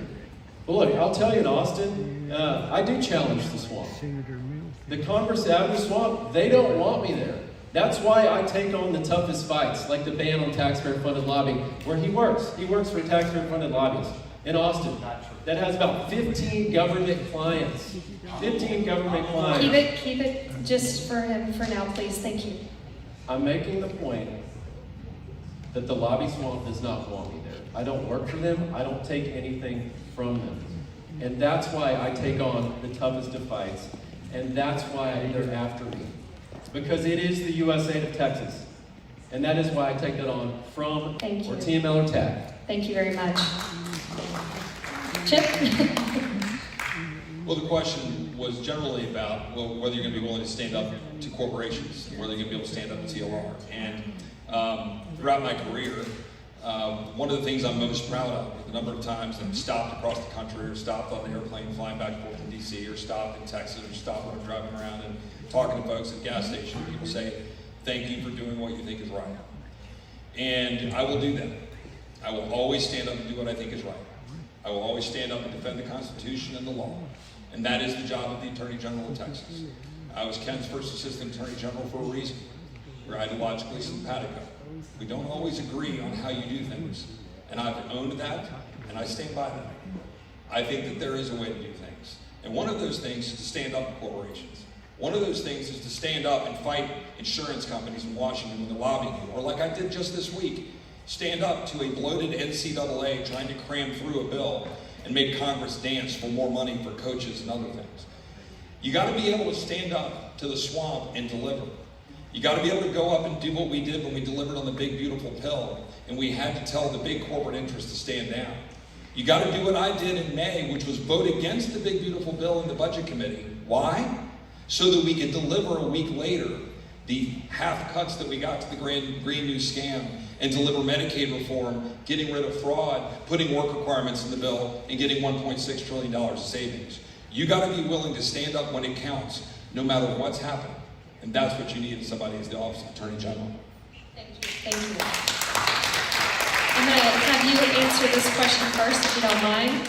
In the wake of Navy veteran Colton, and I hope I say this right, Crottingers, is that right? We're going to go with that. Recent arrest in Granbury for posting a Facebook meme impersonating a local political advocate to endorse a school board candidate. A case that was ignited widespread concerns over online free speech. How would you, as AG, ensure robust First Amendment protections for political expression and memes and other forms of digital posts while balancing public safety and anti-impersonal. There was a piece that we were dealing with about hate, and someone had to be willing to say, wait a minute, we're not just going to do this because we're being told this is something we have to move through and stand up and fight it. So some of us took and fought that issue so that we could fight it in the House and got criticized for it. There are other issues like that that you have to be willing to demonstrate and carry forward, standing up for people's free speech rights and our ability to say what we think is right, regardless of what the powers that be are going to say. Thank you very much. Go ahead, please. Yeah, so just to set the stage, so Colton is an activist who made a meme lightly poking fun at one of a political rival, okay? The political rival then weaponized a Good Old Boys network to then arrest Colton, alleging violations of what's commonly known as the anti-meme law, which was widely panned as an infringement upon First Amendment free speech rights. And I want to go on record saying, I love memes. I love hilarious memes. I like making memes. When I'm Attorney General, I'll make way better memes than either of these guys. I promise you that. It's one of my main campaign promises, okay? We're going to have a lot of fun with our memes. So Colton then got arrested by this Good Old Boys network that was punitively going against him. It is very obvious that this particular provision in the Texas Criminal Code has been used to bully and harass political dissidents. That's what it's being used for. It's a poorly crafted law. I think that the legislature should reform it. And I think that Colton is going to ultimately be vindicated. Now, so clear-eyed am I about this particular issue, and so much help have I offered personally Colton in this regard in defending his First Amendment rights, that Colton himself has endorsed me to be the next Attorney General because he knows that I'm the only one with a robust record, litigating, investigating, suing, defending, and appealing, and winning in court at every level to defend Texans' First Amendment rights. That's what I do now. That's what I'm going to do as the next AG. Thank you. You know, I think this goes to a bigger issue, right? Where the left believes in free speech until they don't like what you're saying, right? And you are the men and women in this state, in this room, that are fighting for conservative values. You know, you went up against a lot. You got Andy Hopper elected. You're out there advocating for what we believe in, the toughest fights. And this is a clear and present danger when we're talking about that, too. Because that could happen to you. That could happen to you. And they're using the power of government to target someone. That's conservative, by the way. Colton's very conservative, because they don't like what he's saying. That is wrong. That is why this fight is so important. And the AG's office and the power of that office needs to be there to defend those who can't defend themselves. Right? This is something that shouldn't be happening in Texas. That's why I led the charge in the Freedom Caucus on the bill that bans social media censorship, right? That was Briscoe Kane. Unfortunately, we had some activist judges that disagreed with us on that, sadly. But we've all been censored. Everybody in this room, raise your hand if you think you've had a post on social media that's been censored. Nearly everybody is raising their hand, right? Because it's happened to us. It's wrong. And as Attorney General, I will use every resource and tool in that office to defend your First Amendment rights to free speech. Thank you. Actually, I'm going to go ahead and, Aaron, have you do this one. And those that raised your hand, you're in church. Y'all need to pray about those posts. Senate Bill 12. It passed, restoring the Attorney General's authority to prosecute election fraud cases.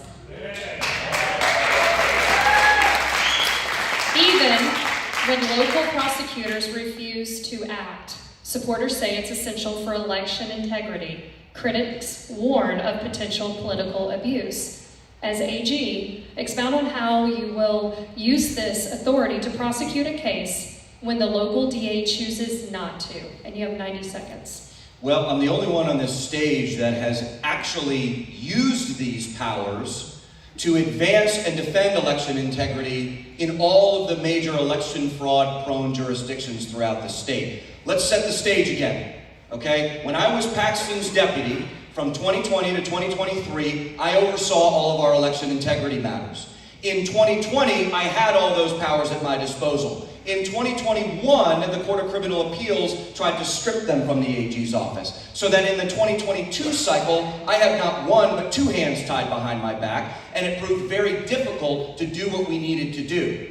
Now, legislators like Senator Middleton did absolutely nothing to restore those powers in 2023, and only waited until Paxton said he wasn't running for re-election to get up off their butts and do anything about it so that he could attempt to have the powers and deny them of Ken Paxton. So what are we going to do? You're going to have, if you elect me as the Attorney General of Texas, you are going to be entrusting somebody with absolutely able and capable hands, someone who has advanced election integrity in some of the most rotten election fraud-prone jurisdictions in this state. And not only here locally. With these powers, I'm going to steamroll over these Soros-funded DAs who don't want to pick up a lot. You elect me as the Attorney General. You don't have to worry about these loser leftists not prosecuting election crime, because I'm just going to move them to the side and take charge of the situation to ensure that the ballot box is something that you can trust. Thank you. Lance, would you like to Well, so you got to ask, why is the power for the AG to prosecute so important? And here's the question behind that. Do we really think George Soros DAs are going to prosecute voter fraud? Does anyone know? Nobody believes that. That's why you've got to have that backup power. And we actually did pass the bill in the Texas Senate in 2023. It did not pass the House. Well, this has always been a top priority of mine. I asked Governor Abbott to add it to the special session call during the special sessions this year. He did. Very grateful for that. We got it passed in the Senate, got it passed in the House. Now it is law. But you got to take step two. I want a standalone task force in the AG's office that has investigation and law enforcement powers in order to investigate those that are violating our election laws and then prosecute them to hold them accountable. Because one illegal vote cancels out your legal vote. We saw this in 2020. 2020 was a stolen election. Never again, never in Texas, never on my watch. Anyone that is out there violating our election laws will be prosecuted. Thank you. Election integrity is one of the core issues the Office of the Attorney General must focus on. And it is important that the power vested in the Attorney General be able to utilize to prevent not just Soros for the DAs, but the vast network of DAs that are pushing a leftist agenda and allowing this to occur. As a member of Congress, I drafted, along with Cleta Mitchell, one of the best election lawyers in the country, who's endorsed me as one of President Trump's lawyers. We drafted the SAFE Act, which we passed with the House of Representatives. The Schumer Democrat Senate has been blocking it. We passed it twice, but it is the vehicle. When you see it out there, it is the vehicle to promote election integrity at the federal level to ensure that only American citizens vote in American elections. Importantly, I'm the only member of Congress that went and testified in the legislature after 2020, after we saw all the fraud and abuse that we knew that had occurred. But you've got to have someone who has the experience and the background in the law to be able to go address it. But I want to address one other thing about who's been in a courtroom and who's been a lawyer. Some of us have actually stood before a judge and prosecuted criminals as an assistant United States attorney. Some of us, and only one of us on the stage, has been the first assistant attorney general that has actually run the attorney general's office under the attorney general, and that has signed the opinions and the filings that have been in court on every single one of them. Only one of us, like I said, has stood before a judge and prosecuted criminals and put them behind bars. Only one of us up here. And I think when we talk about who's been a lawyer, who has the experience, go look at the track record of someone who's actually been there. Thank you. Thank you. Okay. I love that we saved the big one for last, so gambling.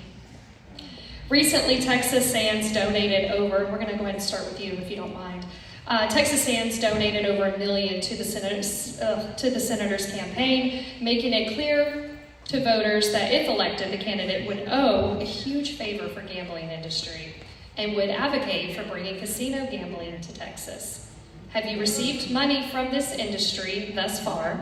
And would you commit tonight to refusing all campaign contributions, direct or in kind, from casino operators, their PACs, lobbyists, executives, both as a candidate and if elected, while you serve as Attorney General?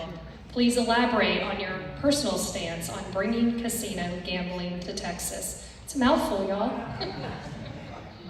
I oppose gambling in Texas. I oppose it whether it's casino gambling. I oppose it whether it's sports gambling. I don't think we want to have that. I think one of the most dangerous things we have for our children, particularly young men, is the iPhones that are sitting in their pockets. I sometimes quip that I'd sooner give my kids a carton of cigarettes and a case of beer than have the iPhone that's sitting in their pocket. And I say that as a Southern Baptist. And my pastor sometimes gives me trouble for it.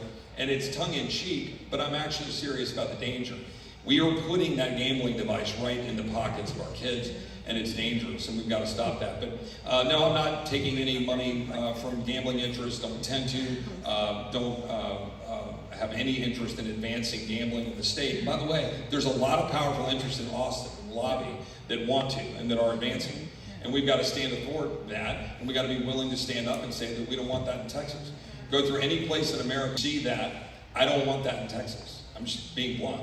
And, you know, frankly, we got to be bigger than that, and we've got to address the iPhone for a reason. You got to stand up against the corporate interests and the corporatization of our great state.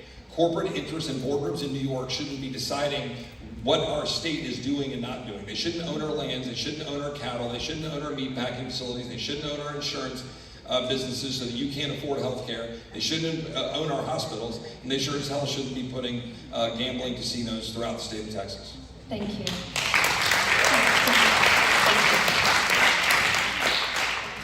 I'm totally against the expansion of casinos and related sorts of gambling in Texas. And fortunately, the Texas Constitution and related statutes that have been promulgated with those provisions in the Constitution are very crystal clear. It's virtually not going to happen. This is why Sands and all the gambling interests are pouring money into the legislators. And I'm not accusing anybody on this stage of taking money from them. I don't actually know. But my point is the reason why they lobby the legislators so hard is because they know that the legislature will either have to introduce and get a constitutional amendment, or they're going to have to modify some of the related statutes. Until then, the Attorney General's job is to interpret squarely the letter of the law and enforce it as it's written. And as it's written, gambling, and casinos in particular, are prohibited in Texas. I think that prohibition is a good thing, and I will not, as Attorney General, take additional steps to provide a legal ecosystem or to grease the skids or to prep the field to make that process easier. I will stand with the Texas Constitution that prohibits expanded gambling and casinos. Because of that firm stance, no, I have not taken any money, I have not pursued any money, I have not received any money, I don't intend to take any of this sort of money. I stand with Texas state law and the Texas Constitution. Gambling is no good, and for every dollar, I'll close with this thought in 10 seconds, for every dollar that the casino lobby wants to tell you Texas is going to make off of expanding access to these sorts of things is $50 to $100 of other negative and adverse costs that come onto our state. So don't be fooled by somebody saying, we're going to get rich off of gambling. No, we're not. We're going to get financially and spiritually impoverished with the expansion of gambling in this state. Thank you. Well, that's an easy question. I'm against it. I'm against gambling, and I've already been in this fight. You know, when I was Freedom Caucus chairman, one of the things we led on was trying to shut down the racing commission. Y'all remember what they did? They put slot machines, right? They were trying to put slot machines at horse tracks to save them because it was a failing industry, it was a failing business. They illegally expanded gambling is what they were doing.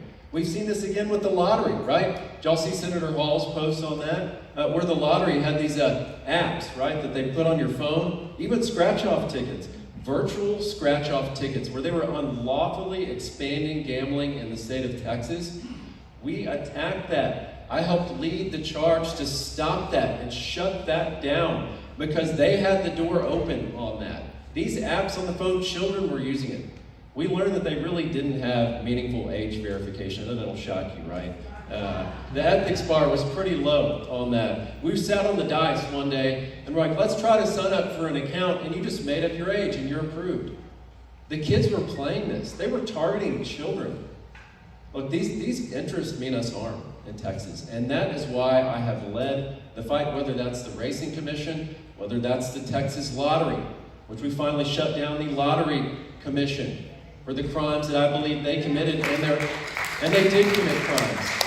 And there needs to be accountability there as well. And no, I've not taken any money from them, and I'm not going to either. Thank you very much. Wow, this is good. Thank you guys for taking the time and for fighting the good fight and for standing up when a lot of people won't. I'm going to give each one of you 2 minutes, if you will, please. You can stand, you have the stage, do as you will.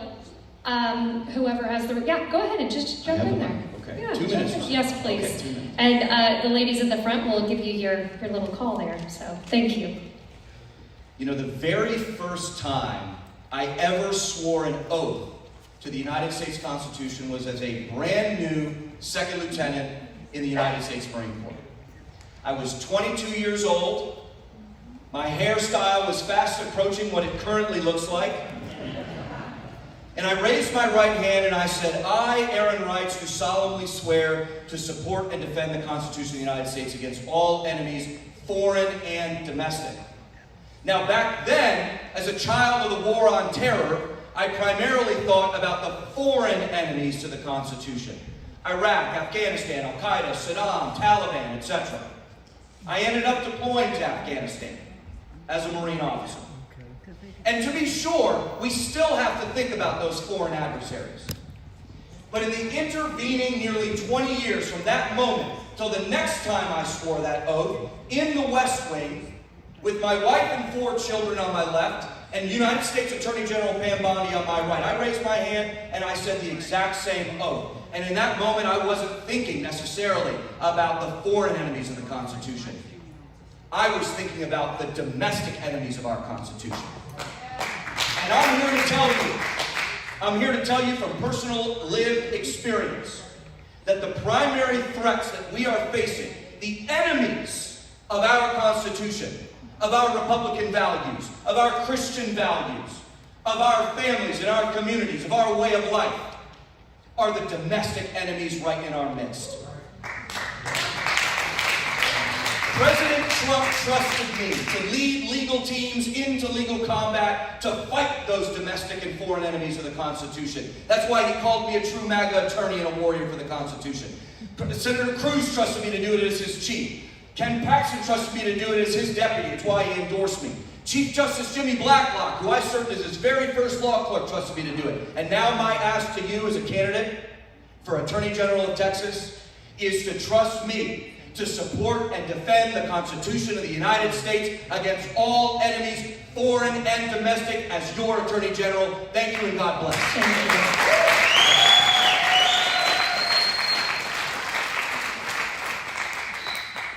There's a reason why I'm the only candidate in this race for Attorney General that's been protested at the Texas Capitol. They called me the bathroom bigot. They had big ugly green signs on my face.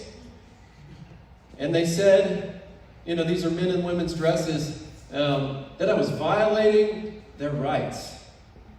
Well, we're not bending to your delusions, is my response. And they threatened me. They threatened my family's life. And we defeated them.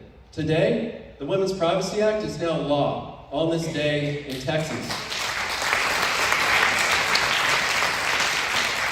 And for 7 years, I've been writing these laws, drafting them, defending them against attacks by Democrat lawyers in the House. In the Senate, defending them against attacks by Democrat lawyers in the Senate, getting them over the finish line into law. Who better to enforce these than someone who's on the ground floor, writing them and already defending them against the left's attacks? And look, also the AG's office is a 4,000 person agency, 4,000 employees. It's nearly 750 lawyers at full staff. I'm an oil and gas attorney. Civil attorney, just like Ken Paxton was before he ran for Attorney General. He was in the Texas Senate before he got elected. And this is about leadership, right? You're not just a chief protector and defender. You're setting the conservative agenda for this entire state. And I think you have to have someone that has the experience signing the front of a paycheck and knowing where the buck stops to set that agenda. And because of my proven leadership, I've earned the endorsement of the conservative groups you have to win a statewide race, like Texas Values, Texas Homeschool Coalition, Texas Eagle Forum, Moms for America, Texas Family Project, True Texas Project, Riley Gaines, a majority of our state Republican executive committee members, and also over 51 Trump-endorsed legislators. And look, I'm never retreating from DC. The fight is here in Texas. That's what our 10th Amendment is about. And the reason why it's so important is we don't have another Texas to move to. This is it. God bless you. God bless Wise County. Thank you.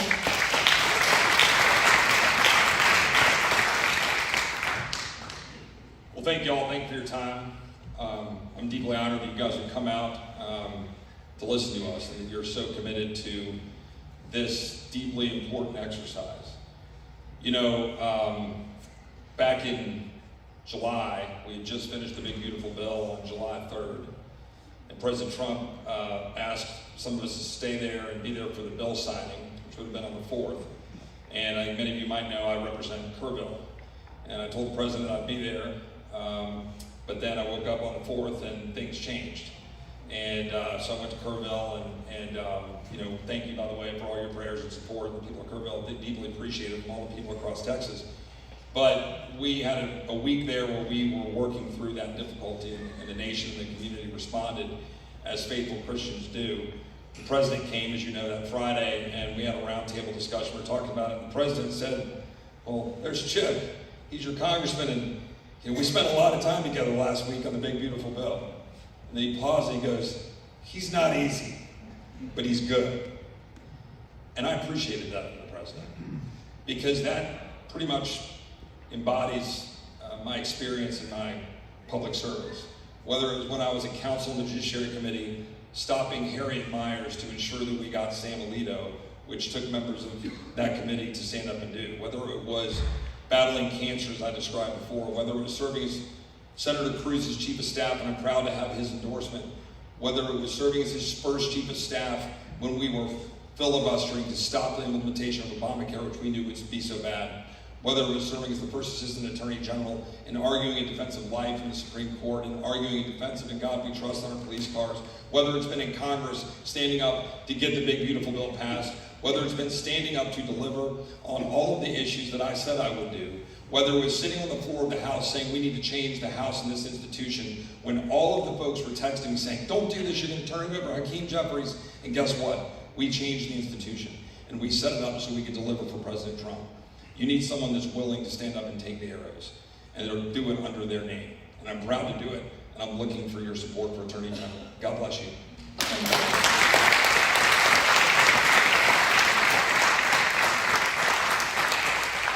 Thank you very much. You guys can exit. Y'all give them one more round of applause, please.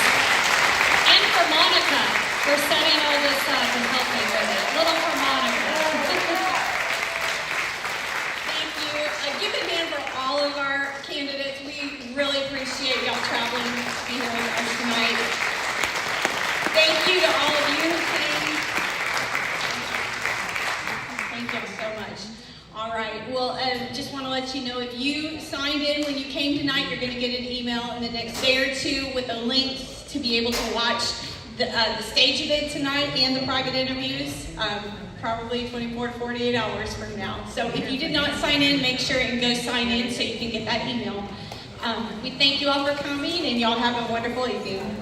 And come back January 15th.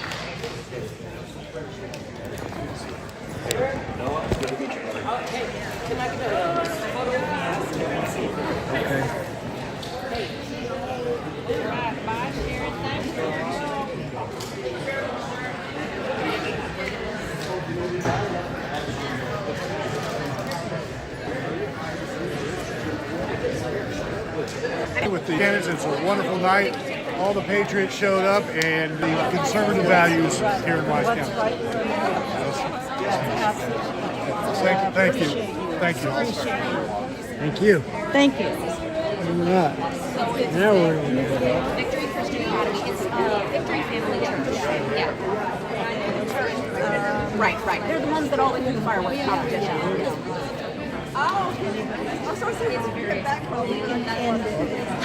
okay.